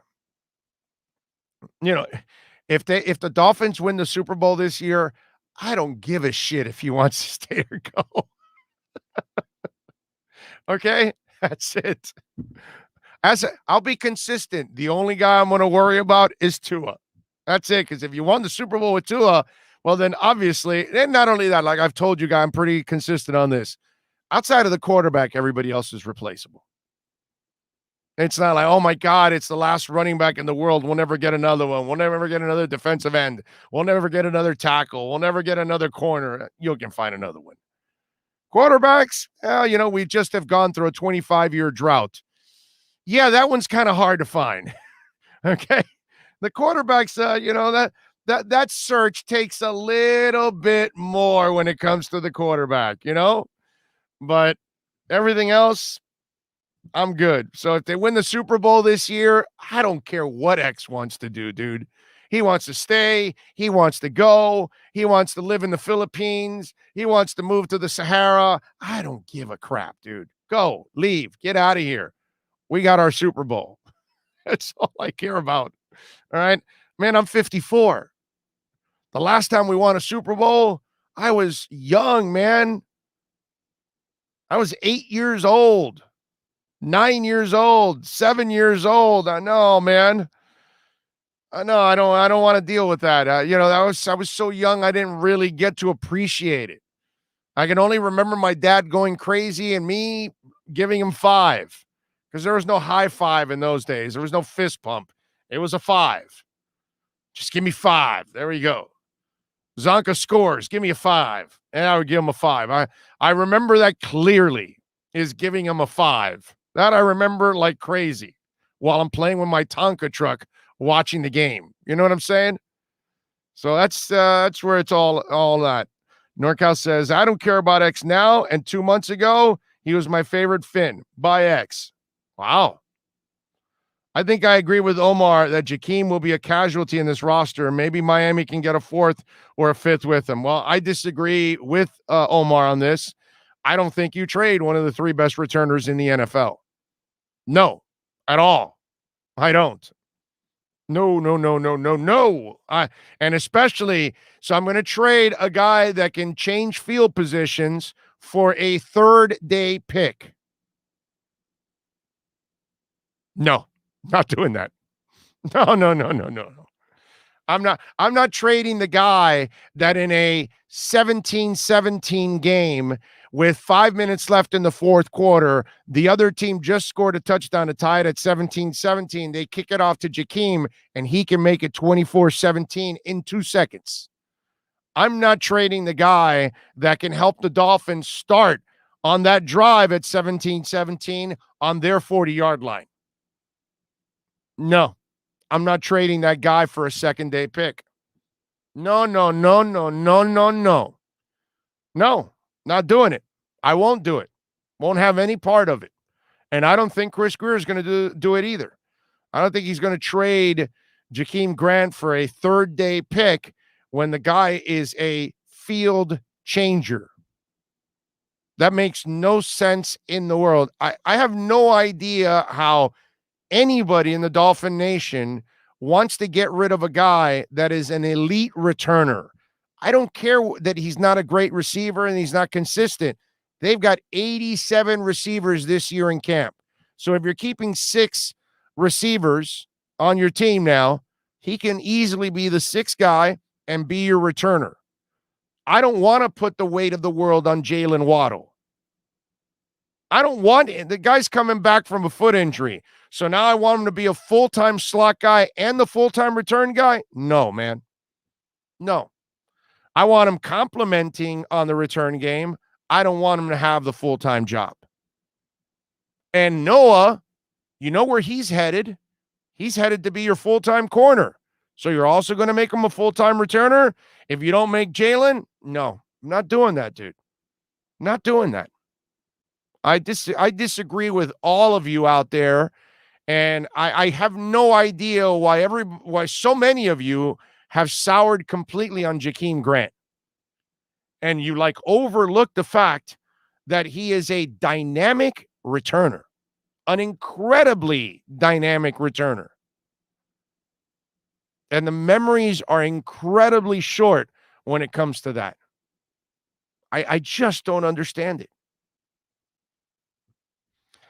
Chapman says, X is trying to defraud the Dolphins. He knows between his bad knee and bad behavior, he'll be stealing money like Joe Philbin and Mike Sherman.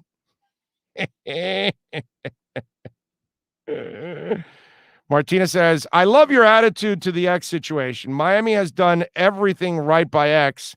The team comes first. Yeah, right. I mean, I hate with their trying to paint Miami like Miami's wrong here. Miami didn't do it right here. Miami did everything right here, dude. Everything. Absolutely everything. They believed in him when most didn't because they drafted him in the second round. Some teams didn't believe in him twice, and they passed him up. And then they gave him a contract a year before his rookie deal was done, showing the ultimate respect, making him one of the highest paid corners, number 1, number 2. I don't care. And then they stood by him with the domestic violence issue and a knee injury in that first year that he got that deal. And finally, he rewards the Dolphins his second year with a great year. So now the one great year he has, all of a sudden now he's too good for this contract. Well, how come the year before X didn't say, hey, I'm in a domestic issue, I have a knee injury here, Dolphins. Here's some of my money back because I haven't earned it. So all of a sudden now he's outperformed his contract, but when he didn't perform for his contract in the first year, when he got that big fat signing bonus, he didn't bother giving any money back, right? No, of course not. He needed it for his legal issues. Convenience. I love it. The Dolphins are evil, bro. They're just bad people. They just did everything right, so they're terrible. Trey Tintz says Grant is good enough to save you a spot on the roster. I agree. Omar has never liked Jakeem. That's a known fact. That is true also. He's never been a Jakeem fan. That is very true. Never been a Jakeem believer. Now, I'm sure he doesn't dislike the person personally. He's just never really believed in the player. That is very true. Marty Woodley says, I like Grant, I think he messed up a lot last year and he sucks as a wide receiver. So they should make him focus only on returns or kicks. Yeah, but Marty, what did they have last year? That's what's happened the last 2 years. They've had a ton of injuries, and then you're forcing him to be more of a receiver. And that's really not his strength. He hasn't proven that to be his strength. And that's what I keep saying, that he should be a full-time returner. Now that you have a load of receivers, you now can put him in his role where maybe he's mostly a decoy when he's on offense. Maybe you throw him the ball once or twice in a game, not a lot, but you use him 4, 5, 6 times because you want to keep the defense honest with all that speed on the field. Because think about it. You put Waddle, okay, you put Fuller and Jakeem on the field, holy moly. Okay, that's a lot of speed that nobody can. Nobody in the NFL has a secondary to keep up with those 3 guys. So that I would like to use him more as a decoy, use him full time as my returner. That's what I would do if I'm the Dolphins. He's exceptional as a returner. Not good. He's exceptional. All right, Manny Navarro is going to join us here in hour number 3. He'll join us at 12:30. What we'll do now is we will take a quick break and then come back for hour number 3 right here on the Big O Radio Show. If you're a Miami sports fan, then there's only one store to go to, and that's Caneswear at Miami Fanwear in Davie. They're your one-stop shop for all your inner Miami CF, Canes, Dolphins, Panthers, and Marlins merchandise. They have hats, t-shirts, game day jerseys, and so much more. Located at 2511 South University Drive in Davie, and open 24/7 online at caneswear.com or innermiamiwear.com. Call them at 954-835-5597. Caneswear, spot where Inner Miami and all Miami sports fans shop. This is the Big O Show. There's many ways to support our program, from subscribing and liking the show to visiting our terrific sponsors. Another way is using Cash App. If you would like to donate to the show and help us grow, download Cash App and search Cash Big O Show. That's Cash Big O Show. We appreciate your support as we continue to build the best sports show on the planet for South Florida sports fans. Support the Big O Show by using Cash App and donate to Cash Big O Show. Thank you for your incredibly loyal support. This is the Big O Show. There's no need to drive around South Florida wasting valuable time looking for a new or certified pre-owned Acura. Go to the #1 volume sales dealership in the Southeast United States. Craig Zinn's Acura of Pembroke Pines. Purchase with pace and space in a dealership tailored to your needs. From home buying to providing that personal touch. Contact the 2020 Satisfaction Award winner Craig Zinn's Acura of Pembroke Pines. 888-776-5123. That's 888-776-5123. Or visit them at 15601 Pines Boulevard in Pembroke Pines.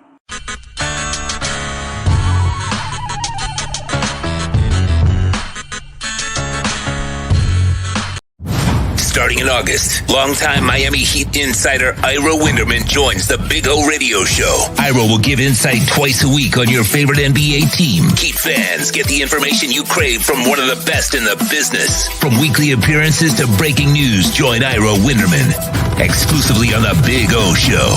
Found on most platforms. Hour number 3, welcome aboard. Thank you all for hanging in there. Appreciate you sitting through the break. Manny Navarro will join us at the bottom of the hour for the Caneswear Miami Hurricanes report. Remember, Manny joins us twice a week on Tuesdays and Fridays. So we'll talk to Manny and we'll get his thoughts on the Canes as they get ready for the 2021 season, which is a beautiful thing. William Molina says, bro, just finished up back-to-back classes. Love it. There we go. Dougie Fresh says, settle a debate among movie badasses. Dirty Harry versus Jules Winfield from Pulp Fiction.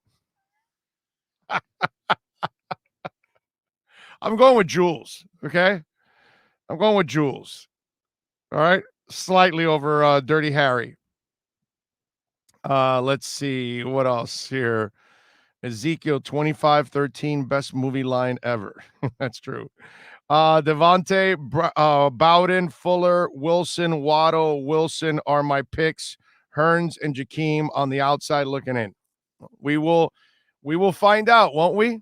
We will definitely find out. Folks, don't forget to smash the hell out of the like button. It is so important that you smash the like button every single day. Whenever you're listening to the podcast, day, nights, weekends, holidays, middle of the night, whenever you're listening, please smash the like button. I'm kind of pumped, man, for this weekend, right? Go out to practice tomorrow. I'm going to go to Dolphins practice. If you're out at Dolphins practice, give me a shout out. I'll be out there having some fun. Sunday. I actually, I'm going to be there all weekend, right? Because I'll go for practice. And then I'm coming back on Sunday so I can see the Green Day Interrupters Fall Out Boy Weezer concert. So I'm looking forward to that. I can't wait to see the Interrupters, man. I love me some Interrupters. They are so good. It's going to be a lot of fun. Get a little ska, get a little motion going. Can't wait for that, man. That's going to be a lot of fun. Let's see, what else do we have here? Oh, I see Dalvin Cook, by the way, graduated today from Florida State. He didn't walk to the podium to receive his bachelor's in science. Well, let's see, due to training camp practice. Instead, Cook put on a gown at his Minnesota home to bask in his accomplishment. That's pretty cool. So because of COVID, he didn't go, but he was able at least to graduate. So good for Dalvin Cook. Is such a good dude. I mean, you root for a kid like that. It's sad that he's had the injury history that he's had, and that's been the one thing that's kind of held him back. But, I mean, the kid proves that he's a monster as a talent. I mean, he is a great running back. When he is healthy, he is one of the best running backs in the NFL. I know he's had his issues with it, but that I saw that on Twitter here, and I thought that was really, really cool. Let's see. Alan Poupar says, Brian Flores says it takes about 30 seconds to feel Shaquem Griffin's energy when you meet him. Not sure it took me even that long when he spoke to the media Thursday. And so Alan Poupar has got a spotlight article on Shaquem Griffin. So if you want to check it out, go check out Alan Poupart's Twitter handle, Poupart NFL, or go to SI's coverage of the Dolphins. He is obviously the SI guy. So there you go. What else do we have? Tua says a Tua deep ball Jakeem. Good work from the wide receiver without Parker, Fuller, and Williams. Preston present, but not practicing. So Tua connects in the deep ball with Jakeem, but no, let's cut his ass. Should Preston Williams be worried about his spot on the roster? Third year, surely he has got to get, more importantly, stay healthy.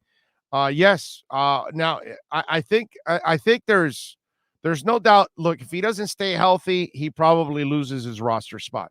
But if he can stay healthy, we all know he's talented enough to stay on the field. So I think that won't be an issue with him. Big O in a friendly correction, Patriot Pats logo. He's snapping a football, not a helmet. Oh, okay. All right, there you go. Did I say helmet? Yeah, I know he's snapping a football, and it's a great logo. Man, that is one of the great logos of all time. I hate to have to compliment the stinking Patriots, but man, that logo is freaking awesome. Okay? Love that logo from the Patriots. That's one of those classic logos that is absolutely amazing. Remember, if you're a Canes football fan, tomorrow from 3 to 5 at Caneswear in Davie, you can meet Mike Harley and Xavier Restrepo. They're going to be there from Saturday from 3 to 5 p.m. at the store there in Davie, 2511 South University Drive in Davie. Go to caneswear.com online if you want to find out, and you can purchase a ticket. They're also at caneswear.com. So if you want to meet Mike Hartley or Xavier Restrepo tomorrow at Caneswear, make sure you go to caneswear.com, get your ticket, and be a part of it. And go see Brett and all the great people there at Caneswear. I guarantee you they will take care of you. They are really good people over there at Caneswear. Now, a couple things that I wanted to get off my chest here. X-Man. So X-Man, we are now seeing that he yesterday developed a hamstring injury. And so hamstring injury, whether they can check it or not, and they can't really keep up with it, and it's a mystery illness or whatever you want to call it, phantom illness, you know what I mean? Fake illness. We have fake news, right? We got fake injuries now also going on, right? Look, let him play that game. That's fine. I think it's actually a good thing. And I'll tell you, and I'll be consistent about this. These kind of veteran players, they don't need a ton of reps to get in game action. X will be fine to play the game. And here, let me spin it for you in a nice positive way. This also lessens his chances of getting injured. So it betters the chances of Miami trading a healthy player. It betters the chances that when you do agree to a trade, a healthy player will walk into that team's building to take a physical and pass it. You know what I mean? So it's not the end of the world for a guy that has needed all kinds of scopes throughout his career. So it's not really the end of the world that X isn't practicing. You don't need him to wear and tear. And as I've mentioned before through all of this, Noah's the guy. And the beauty is the more he has phantom injuries, fake injuries, whatever you want to call it, the more you're going to give Noah a shot. And if Noah starts to ball out and Noah starts to look good, then he's going to feel uncomfortable because he thinks he's got the team by the balls, but then all of a sudden he's watching his replacement on the field. And yes, I know he's not going to be X. No one is X right now. X is one of the best corners in the NFL, right? You got to go into the Jalen Ramsey's world and all that kind of stuff to kind of talk about a guy that is at his level. Okay, I get all of that. But if Noah can do the job, as I mentioned yesterday, Byron Jones is a damn good corner. If Javon Holland does pick it up at safety and you are better at safety, if Jalen Phillips adds more to your pass rush along with Ogba, along with Van Ginkel, along with Seiler, along with everybody else, then all of a sudden you're going to be just fine. And the fact that you have a terrific defensive mind in Brian Flores scheming everything behind the scenes, you will be fine. So him having phantom fake injuries is not the end of the world. It's actually a benefit to the Dolphins, a benefit to X, and a benefit to Noah. So there's actually, while you may think it's a bad thing, it actually becomes a good thing for the Miami Dolphins. So if X, see, Aaron Rodgers continues to play and be the number one guy. The Packers continue not to find out about Jordan Love. They didn't find out about Jordan Love last year. So this year, if he comes in and he's the number one guy again, he's going to take all the reps, and the other guy's barely going to get any reps. You won't really know if Jordan Love is ever ready. But if this guy wants to have fake injuries and he wants to stay on the sideline resting up and not risking anything, well, guess what you're risking now? Now you're risking the Dolphins to be in an even stronger position. Because if they don't want to rework your deal now, how do you think they're going to feel if Noah's kicking ass out there? They're going to go, huh, what contract? No, we gave you your contract already. You got to play on that. That's it. We're done with that. We have the future there. Did you watch Noah? You know, that they're going to be even more entrenched in their position. Obviously, we all know if Noah doesn't perform, then it's the reverse. Then desperation sets in. The team may panic a little bit. They may need X a lot more, all those kind of things. And X still leaves and all that, but now you kind of know that you're not in a good situation. Okay? But again, as I've said, the guy that drafted Minka drafted Javon. The guy that drafted X drafted Noah. So I'm not concerned. Obviously, this guy knows how to draft. He's pretty good at it. He's not going to hit on all his picks, but it looks like he's pretty good at hitting picks. And all of a sudden now people are talking about Jalen Waddle now. Oh, man, he looks great. Speed, this, that, when it was already questioned when he was drafted, right? What throws the questions? When they drafted him, it was like, wait a minute. Well, are you sure this is the best guy? Oh, BS. That's not your number one receiver. Yeah, it is. So, all of a sudden now people will start changing their tunes about Waddle. Oh, he's limp. Wasn't he limping in the last minicamp? No limp. Now they're talking about him just blowing the top off, the defense at this point in time. That, Omar came on and says, no, he's at a different level. Well, I guess he's all right. I guess he's not injured. It's all about overreaction, folks. And it's not the end of the world that Noah is, that X is having these fake injuries, but there's actually positives that can come from those fake injuries. And he's the one that's going to open up that Pandora's box for himself, like he has already with several other Pandora's boxes that he's dealt with. Fuller's dealing with a foot issue, apparently, or a hammy. We don't know what it is. DJ Fluker is on the IR, going to have arthroscopic knee surgery. They could come to an injury settlement and then bring him back. We'll see if that ends up happening. They signed a guard, Ross Reynolds, who's an undrafted free agent from Iowa. He was on the practice squad for the Niners 2 years ago and New England last year. So he has been added to the mix. What else do we have here? Oh, here's the other thing that I wanted to talk a little bit about from some of you out there that I find it funny with the X situation, right? Because we all talk about, well, what kind of compensation? And then I've got people left and right like, well, you trade X to Arizona and you get Chandler Jones back. I'm hearing things like that, right? And so people are like, well, you trade X to the Saints and you get their running back. And, you trade them to Carolina and you get their running back. You know what I mean? That's kind of it's been one of those things where people want to trade X, but they also want to get a really good player in return from that team at that time.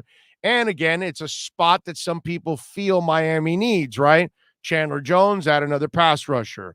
The running backs, whether it's the Saints or Carolina, obviously you don't feel that Gaskin and Brown and company are really the guys, or Ahmed Salvan or any of these guys are the answer. So you want whatever it is, the New Orleans kid or the Carolina kid, right? And that has not been the track record, ladies and gentlemen, for Chris Grier. He's really not into acquiring other players. And I don't think he also wants to acquire other expensive players from people. Could he acquire a young player that is still in a rookie contract? Yes. Okay. But I don't think he wants to pay Alvin Kamara money right now at this point in time. I think he wants to draft his own running back at one point. That's a star running back that he sees down the line if he's going to do it. So when X is traded, I think it's mostly about picks, high picks that he's going to want in compensation. If they get back a player, it's maybe a cheaper player, a role player, something like that. I don't expect it to be an expensive frontline player. Again, it could be a really good player, but it won't be one that's expensive, that is working on their second or third contracts. I don't think it'll be that kind of player. Now, could it be a good player that has played well in his first or second years of his 4 or 5 year deal? That I can see. I can see a young guy that they see they still have 2 or 3 years left on the cheap, and that they can also then extend the contract because he's young enough to play out the second contract. That becomes beneficial to the Dolphins. But I listen, and I understand we're in a microwave society and you want this turnaround as quickly as possible. But I will remind you again, you're in the middle of the fastest turnaround in NFL history. Okay? They tore it down to the bone. And now they've already turned it around to the point that they won 10 games in their second year. That's impressive as hell. And they should be a playoff contender this year when it's all said and done. And I get it. We want this to happen right away because we've been going through this crap for 25 years. Those of you that are old enough to have suffered for 25 years. Those of you that are young and you're in your 20s, well, you've only been suffering for 10 years or something, 15 maybe, whatever, not that long. Some of us have been suffering a lot longer than that. So I get it. We don't have patience. But I want you to look at the track record of the Miami Dolphins. I want you to look at the track record of Chris Grier so far in the first couple of years. This guy, along with Flores and company, this is the kind of team that doesn't necessarily want to acquire established players and big contracts. They're very comfortable with draft picks because they're very comfortable in their knowledge of drafting players. They're very comfortable that they can unearth talent all throughout the draft or even street free agency. They're incredibly confident that they can do that. And they'd rather do that, and I commend them for that. Do you know why? Because that's how you are able to manage your cap and manage flexibility a lot better because you continually hit on players and you keep them cheap in the first 4 or 5 years before you have to pay them. And then eventually you'll have to pay some and lose others, but then you get compensatory picks along the way for the ones that you do have to let go and not re-sign. So it becomes a cycle that continues with extra picks every year. And it's something that we always envied when we watch the Patriots and other teams. And we're always wondering, well, why can't our team do that? Well, the cycle has started. And this is part of the process. So when they do trade X, don't expect it to be an established, expensive player. I don't believe that's what they want to do. I don't believe that's what they want to associate themselves with and limit themselves with. I think it'll be mostly about picks or a young player that is still under his first contract and has not been paid yet. Those are the things that you got to expect on average will come back to Miami in the X deal. It will not be an established player.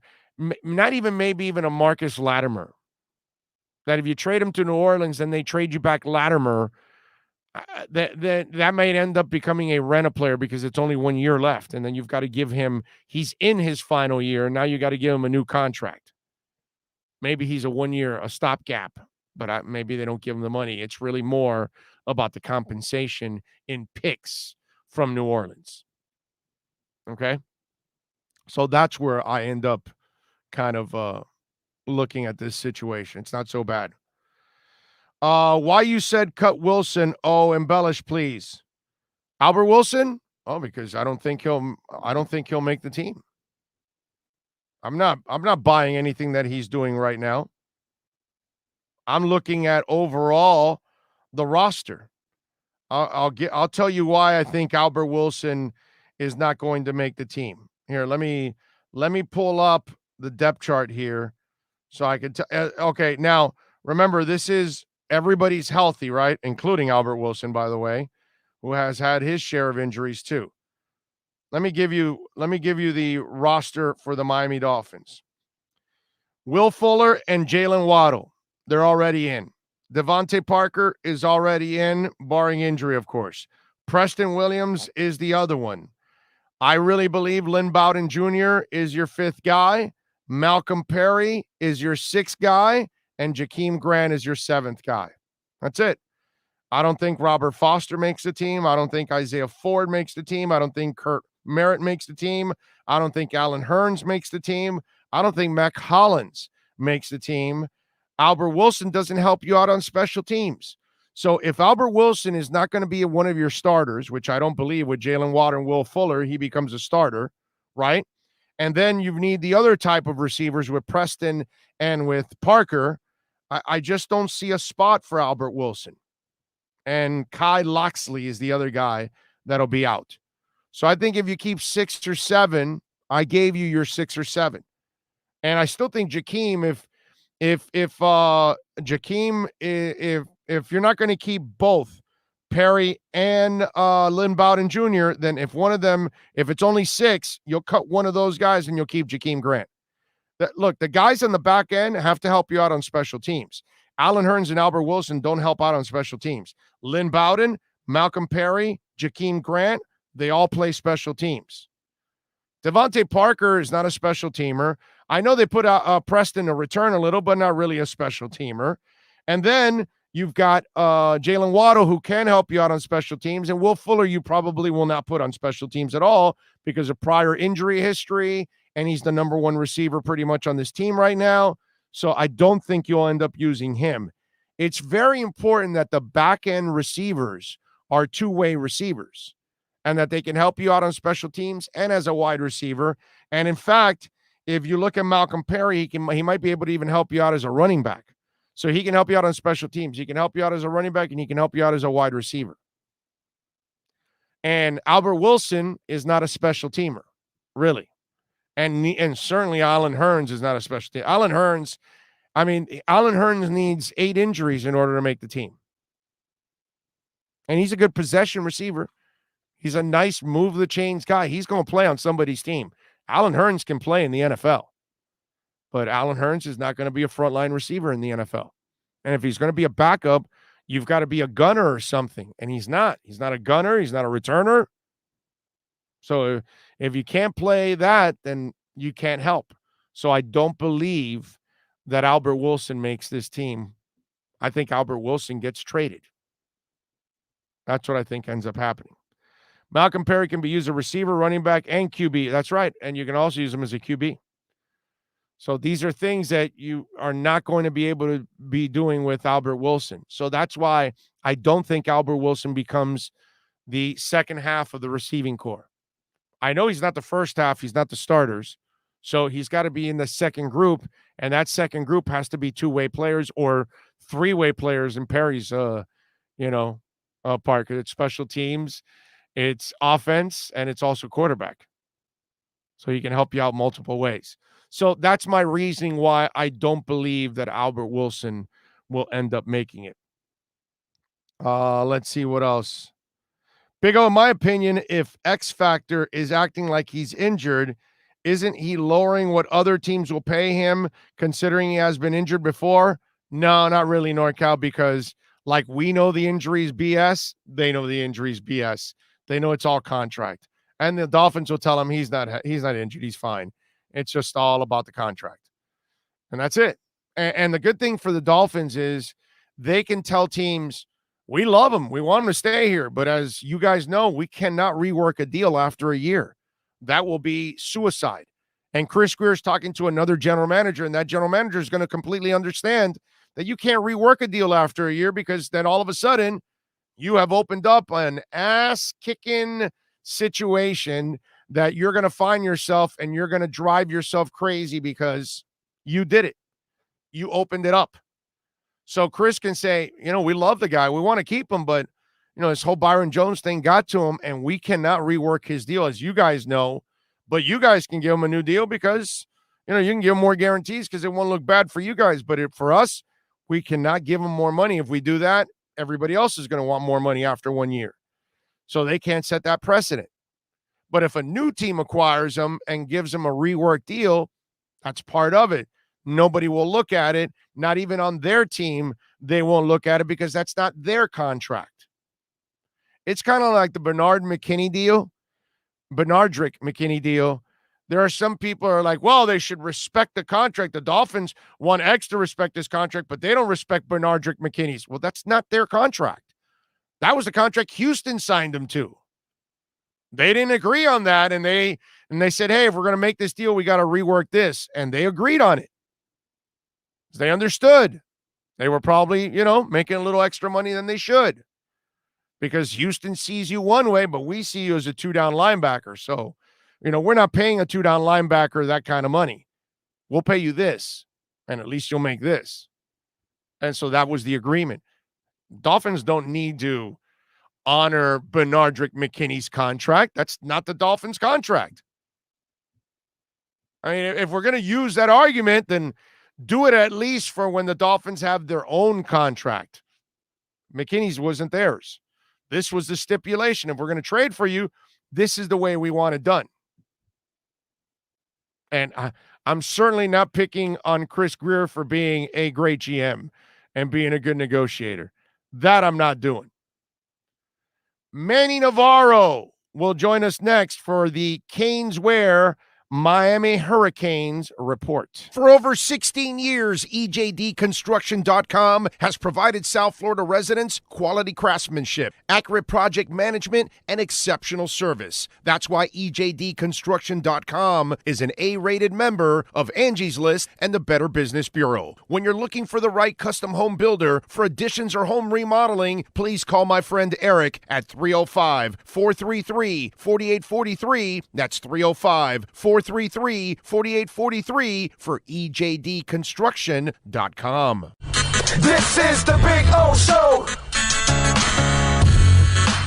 There's many ways to support our program, from subscribing and liking the show to visiting our terrific sponsors. Another way is using Cash App. If you would like to donate to the show and help us grow, download Cash App and search Cash Big O Show. That's Cash Big O Show. We appreciate your support as we continue to build the best sports show on the planet for South Florida sports fans. Support the Big O Show by using Cash App and donate to Cash Big O Show. Thank you for your incredibly loyal support. This is the Big O Show. There's no need to drive around South Florida wasting valuable time looking for a new or certified pre-owned Acura. Go to the #1 volume sales dealership in the Southeast United States. Craig Zinn's Acura of Pembroke Pines. Purchase with pace and space in a dealership tailored to your needs. From home buying to providing that personal touch. Contact the 2020 Satisfaction Award winner Craig Zinn's Acura of Pembroke Pines. 888-776-5123. That's 888-776-5123. Or visit them at 15601 Pines Boulevard in Pembroke Pines. This is the Big O Show.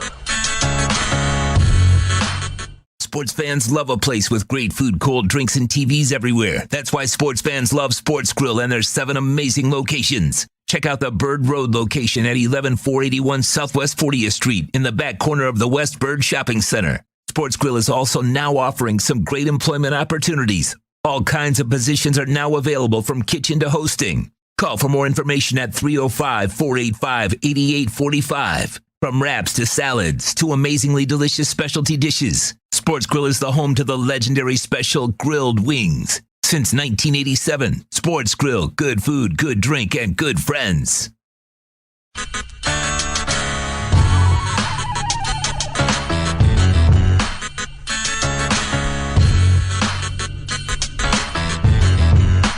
This is the Big O Show.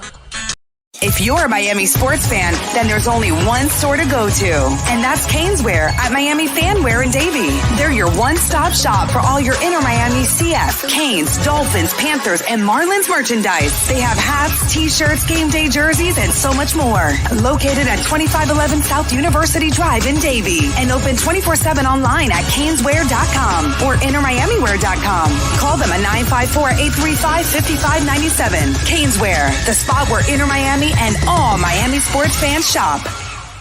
The viewpoints, statements, or beliefs expressed on the following program by the host, guests, or callers are not necessarily the opinions of FantasyAccess.com, Media Group Inc., ownership, management, sponsors, or website. Time for Canes fans to get what they want. Information, insight, and perspective. It's the Canes Wear Miami Hurricanes Report with Manny Navarro, exclusively on the Big O Radio Show. Here's Big O and insider Manny Navarro. All righty. It's a beautiful thing. There we go. We got Manny in the car. We are ready for our Canes Wear Miami Hurricanes report. Make sure you follow my man Manny on Twitter at Manny Navarro at Manny_Navarro, and of course catch his work there at The Athletic. Manny, how you doing, my friend? Drive safe. I am. I'm doing great. I tried to sneak out and get my girls some lunch at McDonald's, and I got caught up in the traffic, man. So I hope I come in clearly, and you guys can bear with me as a dad. Well, it's today's world. We get it, so it's all understandable. Just drive safe. Look forward. You don't need to look at us. Yeah, I am. We're all good. We're all good. By the way, your boy Jalen Phillips looks like he's doing a nice little transition to the Dolphins. Yeah, man. I mean, you talk about a guy who's an athletic freak. You go back to what he did at the combine. Back in March and April, and when he was working out. I mean, to me, he's living up to being everything we saw then. And as far as the question marks was just the concussion history and the neck injury, that he had back when he was at UCLA. But, he proved it through the entire season with the Hurricanes that he could stay healthy. So I think as long as he stays away from the concussions, man, I think he's going to have a really, really, really, really good career. I think he's a type of guy who could be a Pro Bowl talent. And listen, I think guys like me were a little too concerned about the concussion history, and maybe others were also maybe a little too concerned because one of them was a motorcycle accident, which, dude, that can happen to any of us. And really, in the end, it didn't become habitual. Like, let's say the kid Jordan Reed that was a Gator and played for Washington and a couple of other teams, but he had like 9 concussions or something like that throughout his career, but that was a habitual thing. And that's where I think some of us maybe made a little too much of it because it really never really became a habitual issue for Jalen Phillips. No, it didn't, but it happened early on at UCLA where he got 3, early on, including that was actually a moped accident, not a motorcycle, but a moped. But right. Either way, yeah, either way, I mean, you're right. It didn't continue at Miami. We didn't hear about those kind of injuries. Everything I heard from Blake Baker and all of his coaches at Miami was, this guy's been the model citizen in terms of taking care of his body, doing the ice baths, getting the massages, doing everything needed to make sure nothing breaks down. And I think that's the number one thing in the NFL, right? It's how do guys take care of their bodies. They're going to get hurt. They're going to get dinged up every single week. I mean, it's just human nature. You're in huge collisions every single week, every single practice. And I think, Jalen has the right approach. It's my body's my temple, and he treats it that way. No doubt. So it's good to see him actually get in the groove and play well. Speaking of talent, Isaiah Horton, what can you tell us about Isaiah? Really like this kid a lot. I got a chance to talk to his high school coach this week, and he's a kid out of Tennessee, another out-of-state commitment from Miami, which has kind of become a theme here. But he's big body, 6'3.5", 195, huge catch radius. He's run a 4.4 in the 40 in the past. Alabama was still calling for him up until last week, even though he'd already told Miami coaches 3 weeks ago he was committed. So, I got a chance to talk to him as well. Super tough kid. He tore his PCL in a jet ski accident before his junior season. His friend was driving the boat, and just they literally crashed into another boat while he was jet skiing. He lands on the boat, tears PCL, blood everywhere. I think he needed 36 stitches on his right knee. The kid comes back, doesn't have surgery. Well, wait a minute. Hold on. We lost you there. Oh, we lost him. It froze on us. Let's see. Do we get him back? There we go. Okay. Now, okay, so... Yeah, I apologize. I think somebody was calling me on the other line. I apologize. So he crashes, and then he doesn't have surgery, and go ahead. And he plays through his junior season because he was afraid he didn't have enough film to impress colleges. And so the kid, ends up having 36 stitches on his right knee because the cut that he ends up tears his PCL. And, now in the offseason, he had surgery, and he told me yesterday he's about 85% back to where he was. But he went through a whole high school season with a torn PCL, playing both ways. Cornerback and receiver, led the team in interceptions, was the top receiver in the state. and it's just super tough kid. His coach compares him to Terrell Owens in terms of just that physical, toughness, intensity. So I think it's a great pickup for Miami. Like I said, Alabama was still calling, trying to convince him to come to Alabama. Wow, that's nice to see. Now that Manny's getting the kind of guys that Satan wants. When Satan wants you, the devil's Right. calling, and he wants your soul. So I'm glad that they're able to keep him in here. Anything new with NILs? Because we're watching people all over the country sign for hundreds and thousands of dollars. So, tell me about a young man making a lot of money. What do we got? Anything new?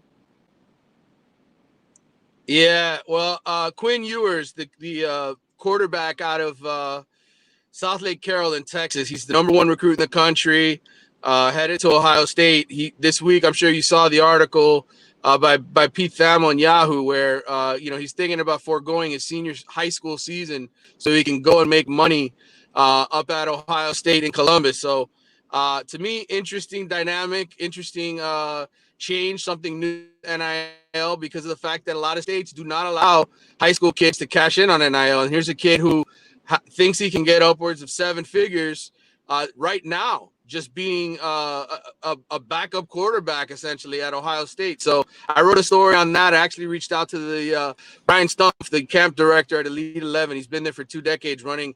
And I asked him, I said, do you think this kid could actually come in and win a starting job at Ohio State? Remember, they don't have anybody who's really played among the quarterbacks. They got a couple of other 5-star kids that have been in camp for the last year and a half or year. But this kid is super talented, really amazing arm.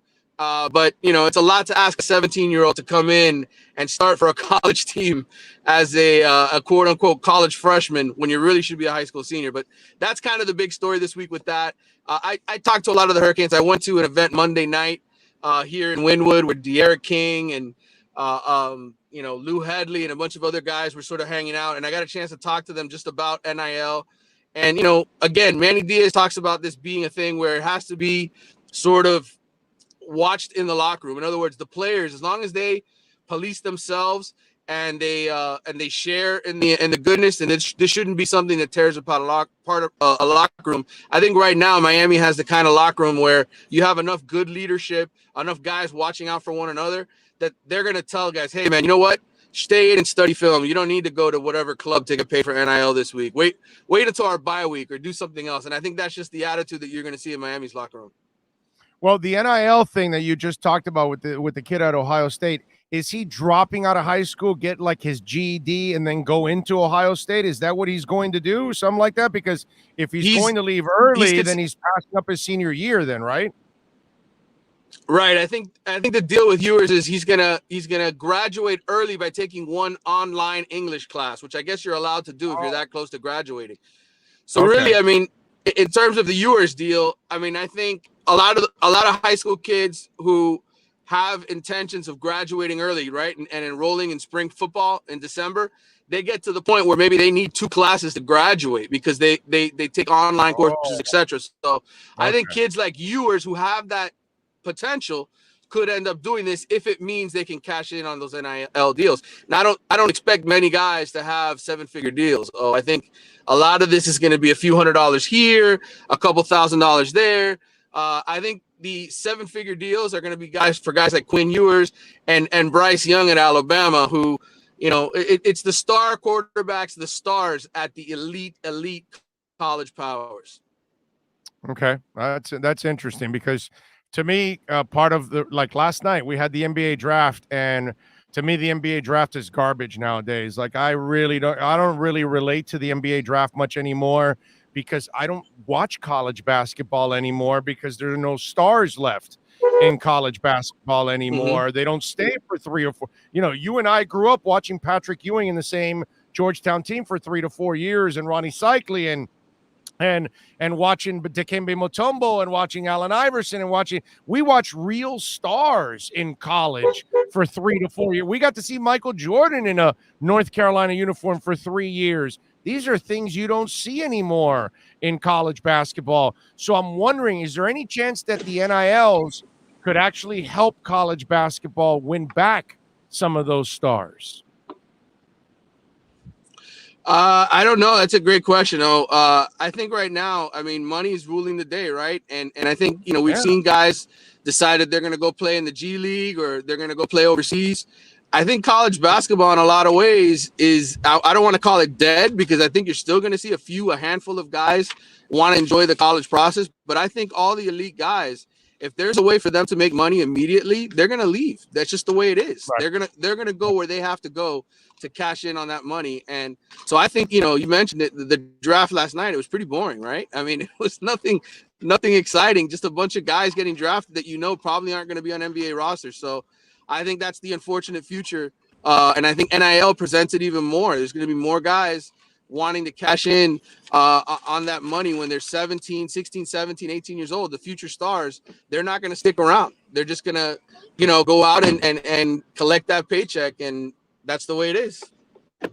I'm with you there. All right. You wrote an article in The Athletic, and please follow Manny on Twitter at Manny_Navarro. But more importantly, subscribe to The Athletic, because he does an excellent job of covering the Canes. Plus, they cover all your local teams, and they cover nationally too. So you get breaking news also from their national writers.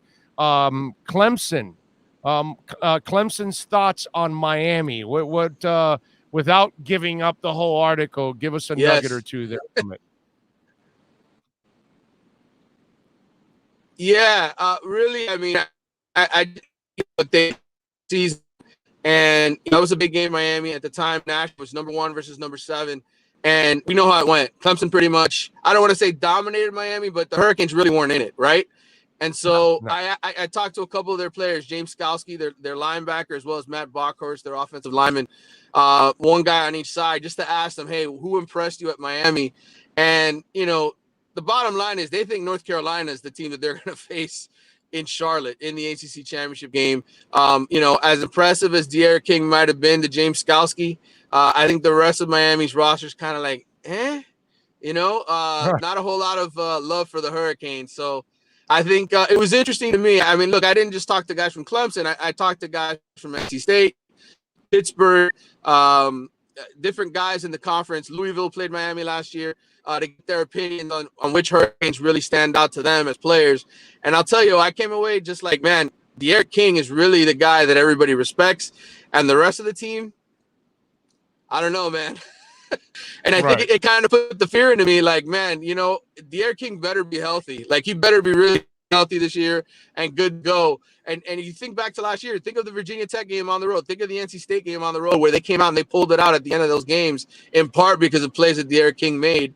I think, we all down here live in our little bubble, right, of Hurricanes. And, hey, they were 8-3 last year, and they looked good up until that North Carolina game and yada, yada, yada. But it's interesting to see what others think of Miami.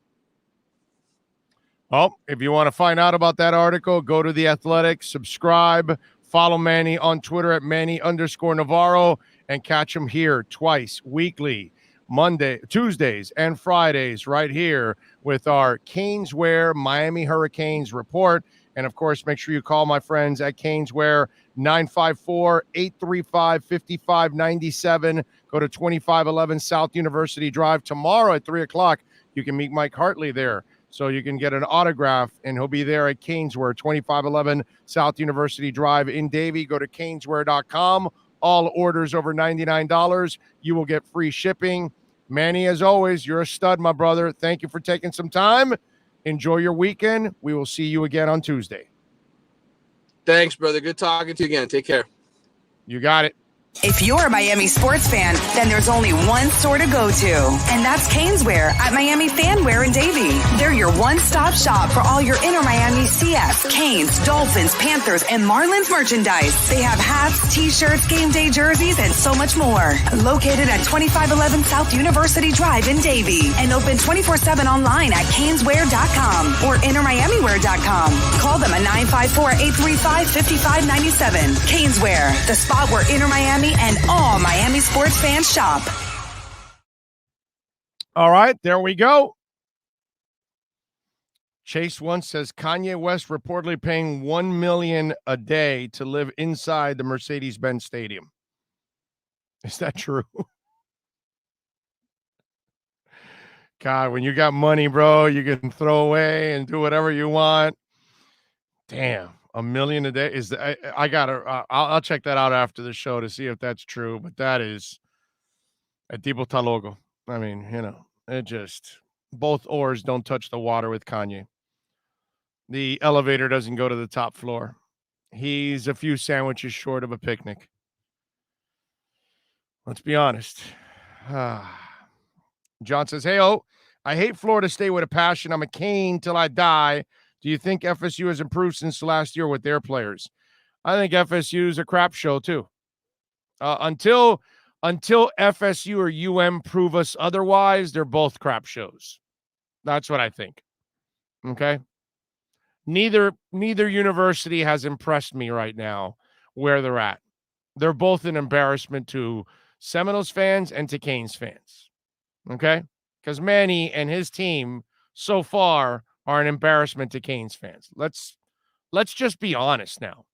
All right? Let's cut through all the BS and let's call it like we see it with Manny. As much as I wanted the guy and I was happy that they hired him, I can't say I'm impressed at all. I got to say I got caught up in the emotions right now, and I'm dead wrong. I hope I end up becoming right, but right now I'm wrong about Manny, dude. And so I'm not impressed with Manny. I'm not impressed with Florida State.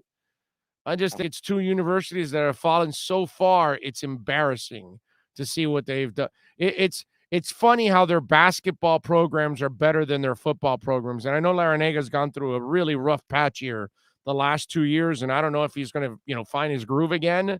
And maybe this is the beginning of the end for Larenega. I'm not sure, but Larenega's done a way better job in the last whatever it's been that he's been there 10 years than anything that's happened on the football side. And it's crazy because Florida State's the same thing.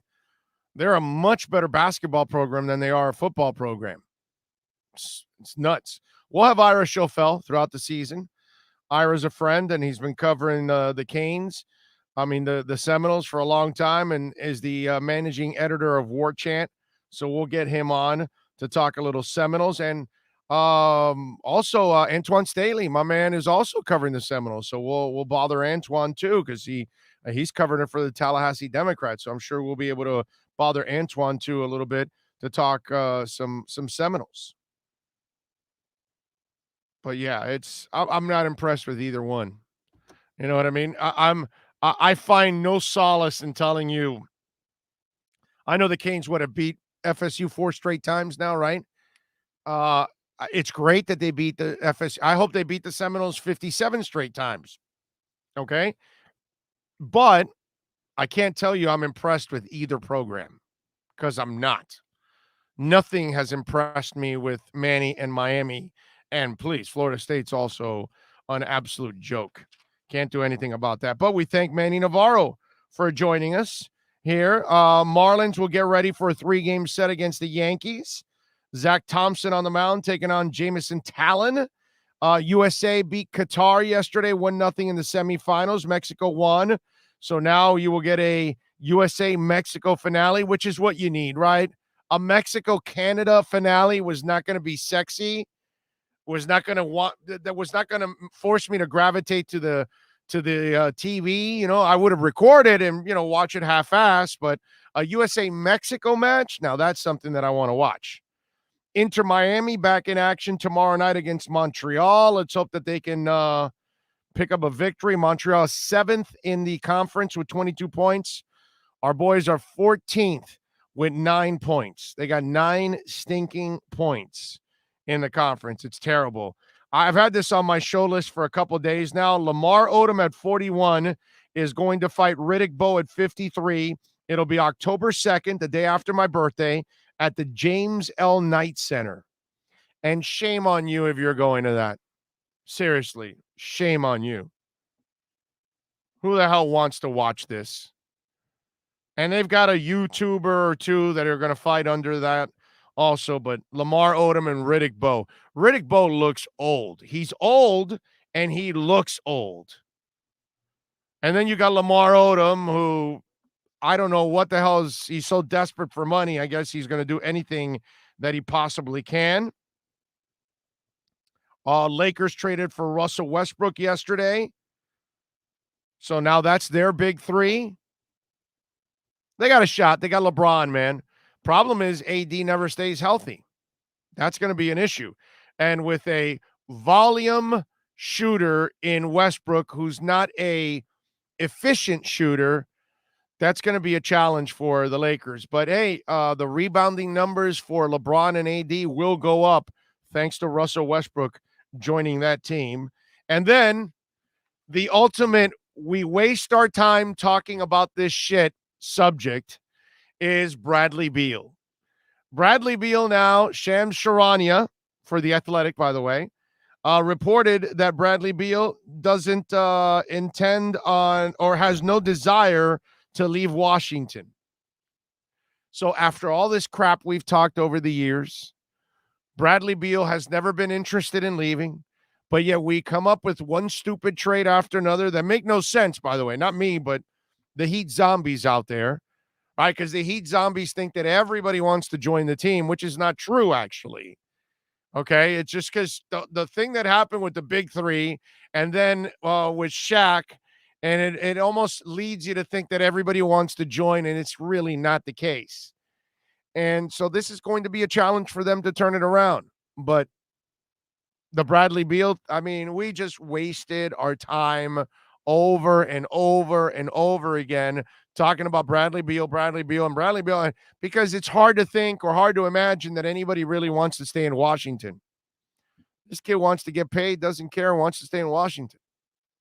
But I just find it hilarious how some of us spend our time writing, discussing, podcasting this silly ass subject.